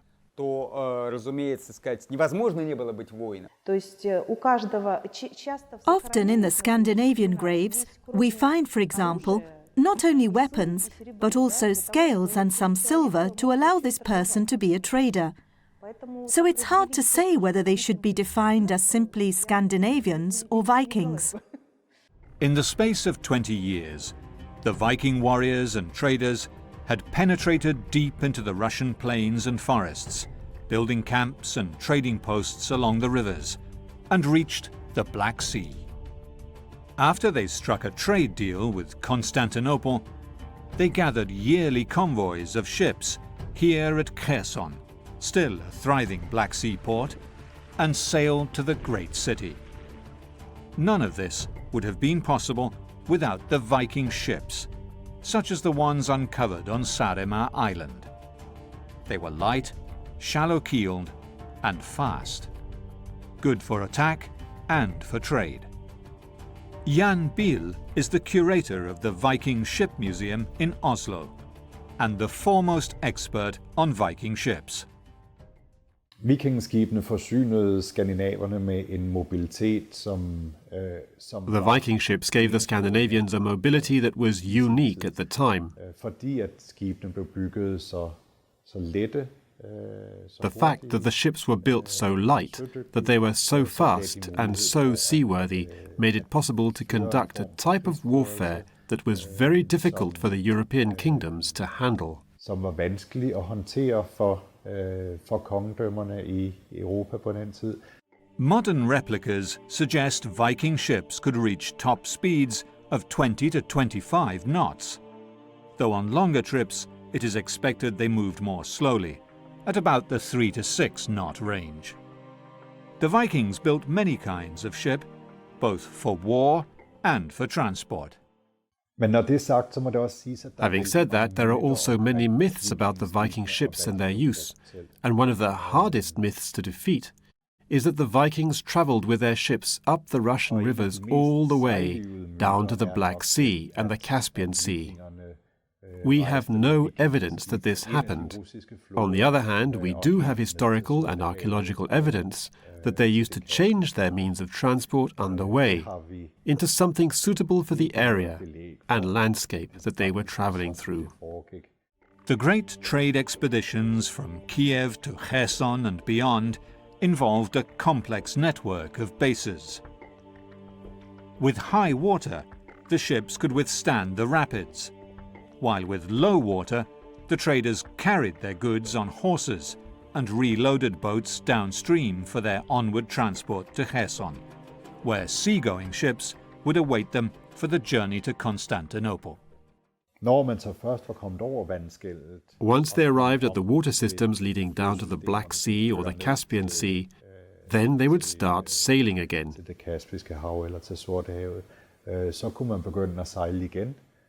And we have a fantastic Byzantine source that describes how the Scandinavians did this. Som beskriver, hvordan at skandinaverne faktisk gjorde det her. Aljek's successor, Igor, or Ingvar, Rurik's son, led unsuccessful attacks against Byzantium and the Arab Empire and was killed on a punitive raid. His son, Sviatoslav, made an alliance with Constantinople and succeeded in destroying the Khazar Empire. He too was killed during a trade expedition by Pechnig nomads during a land portage around the Dnieper Rapids. All the gains that Rurik's descendants had made over the century was squandered in a devastating civil war that brought about a radical change in the nature of the Viking Russian state. This did not stop them trading up and down the rivers of Russia, however, where the Arab diplomat Ibn al-Fatlan found them on the Volga River. He described the bizarre pagan funeral rites of Viking warriors, which included the sacrifice of slave girls. The men he described were still very barbaric, according to Arab standards. They were tattooed from head to toe and rarely took baths. The civil war between Rurik's offspring left Valdemar, or Vladimir, as sole ruler. He expanded the kingdom of Novgorod and Kiev into Poland and eastwards, and boldly demanded the hand of Princess Anna, sister of the Emperor of Constantinople, in exchange for his military support in quelling a rebellion. Vladimir chose to become an Orthodox Christian, after famously considering all the monotheistic religions of the time, and seems to have embraced Slavs in his court. Vladimir's illegitimate son, Sviatopolk, married into the Polish royal dynasty when he was exiled from Kiev on the succession of Yaroslav the Wise, maybe the greatest Viking king of Russia. The fates of the royal dynasties of Denmark, Norway, and Sweden passed through the plains of Russia and Poland. Slowly, over time, although the first Christian Viking king of Russia, Vladimir, and his successors continued to draw on Scandinavia for military manpower, the cities became more multicultural. В течение 9-10 столетия мы не видим. However, we don't see permanent conflict in the 9th and 10th century. It is probable that the local population was Slavic in certain areas and Finnish in others, and the Scandinavians occupied certain niches. There is no indication that the traffic and trade of silver and furs occurred outside Scandinavian culture. Later, the Vikings and the Scandinavians were assimilated into the local population. So as time goes by, their influence becomes imperceptible. They become the local population as much as the Slavs. They get married and have children, and are no longer distinguished from the local population. This also involves the ruling class at Rurikovo-Garadiše, where we find artifacts dating to as late as the 15th century. However, Scandinavian remains go back to the 11th century at the latest. The goods bought in these and other territories found their way to the great Scandinavian market towns of Kaupang near Oslo in Norway, Hedeby in Denmark, and Birka in Sweden. Here in Kaupang, the archaeological remains show a flourishing trade between the farthest northern seas and the two capitals of the Mediterranean world, Baghdad and Constantinople. In 2004, the shores of what was once Constantinople revealed a whole port with sunken ships of the time the Vikings were trading there. The goods brought back from the Greek world were not only silver, but also silk, fine beads, and jewels. The flat-bottomed Viking ships would have been docked alongside these typical Mediterranean craft, as traders mingled in the markets of the empire's capital before the Scandinavians undertook the long and perilous journey northwards. As the market towns grew, so did the wealth of the chieftains who controlled them. They enhanced profit through trade by the exertion of military might, striking local alliances, where necessary even through marriage, to ensure the flow of goods to their own markets. In some cases, we know that objects which were not typical of Slavic culture were produced here. So we know that glass beads or some kind of decoration on the monuments were probably 100% produced in this place.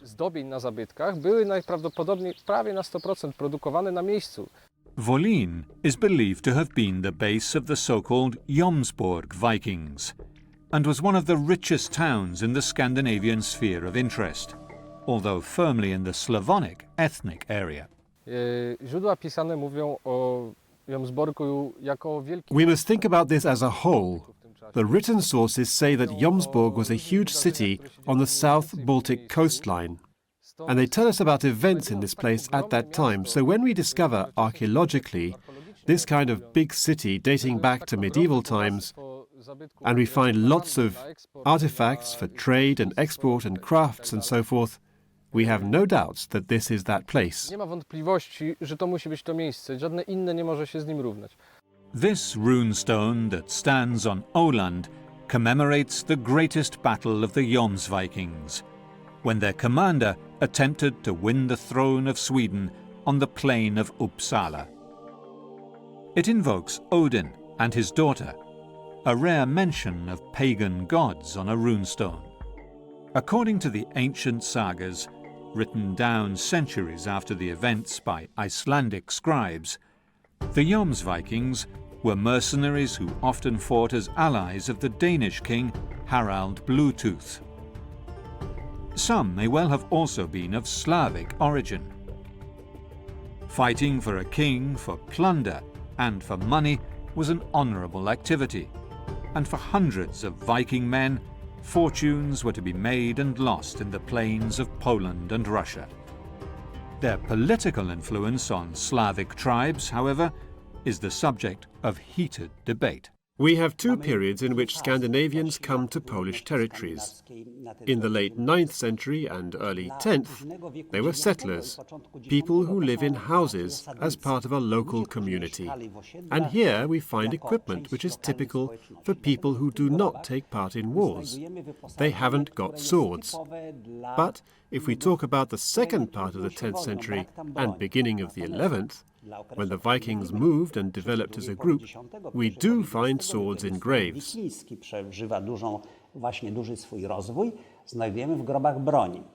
Although Moravian influences in building the Polish state were also strong, King Mieszko I of Poland married his daughter to the Danish king Svein Forkbeard to ensure that the Scandinavians continued to exert their power in this area, possibly to counter the spread of the Germanic Empire eastwards.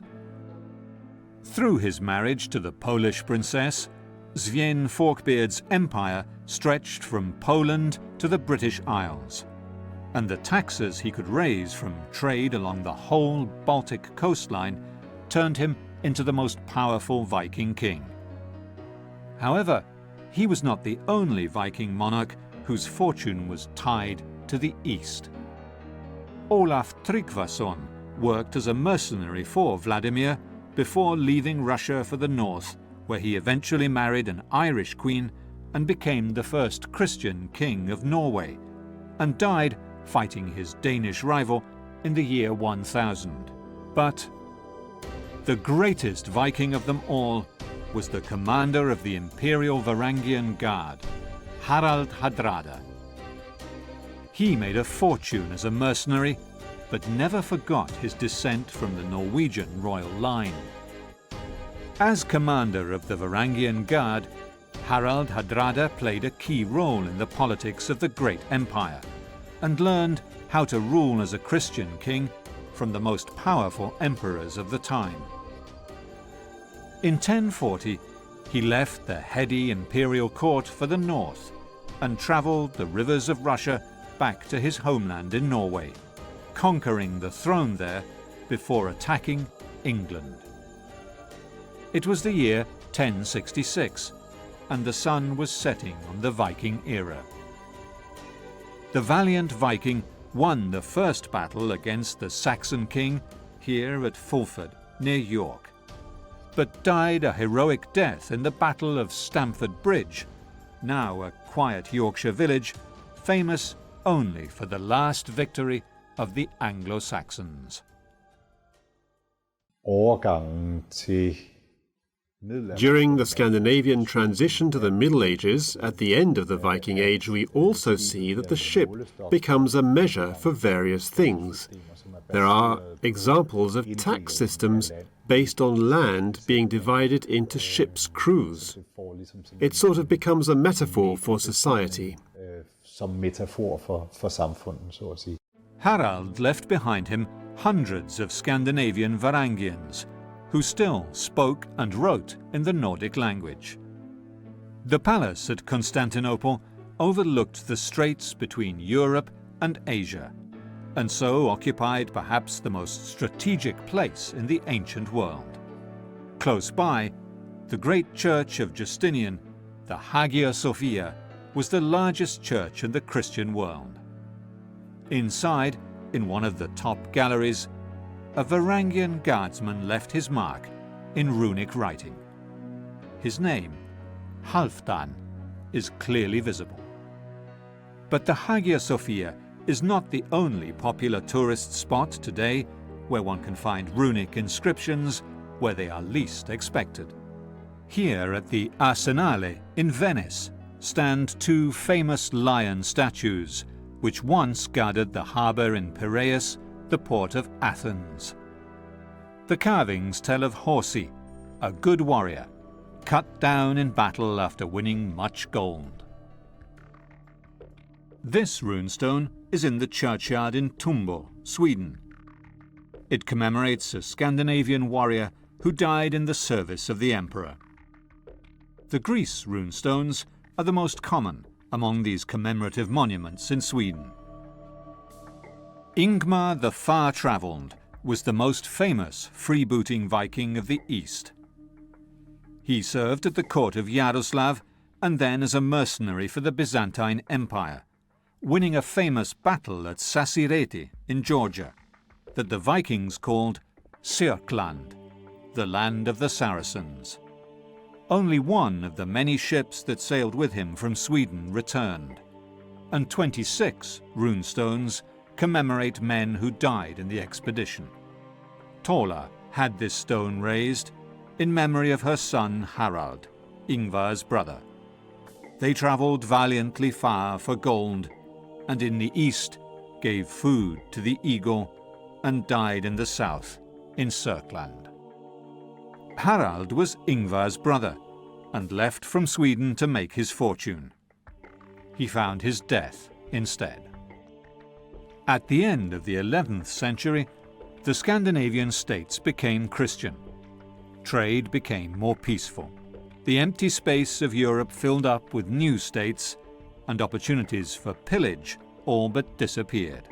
The last great tragic massacre of the Varangian Guard at Manzikert by the Turks marked the beginning of the end of the Byzantine Empire. The ethnic origins of the first kings of Poland and Russia remain a mystery if we consider that the very description of a Viking is still shrouded in uncertainty. Scandinavian warriors colonized, plundered, traded, and had families throughout the central and eastern plains of Europe. Their DNA eventually mingled with the local populations, and they adopted the local languages. But their contribution to building these new states is recorded forever in the chronicles or carved on stone, and it lurks at the very roots of Russian and Polish history.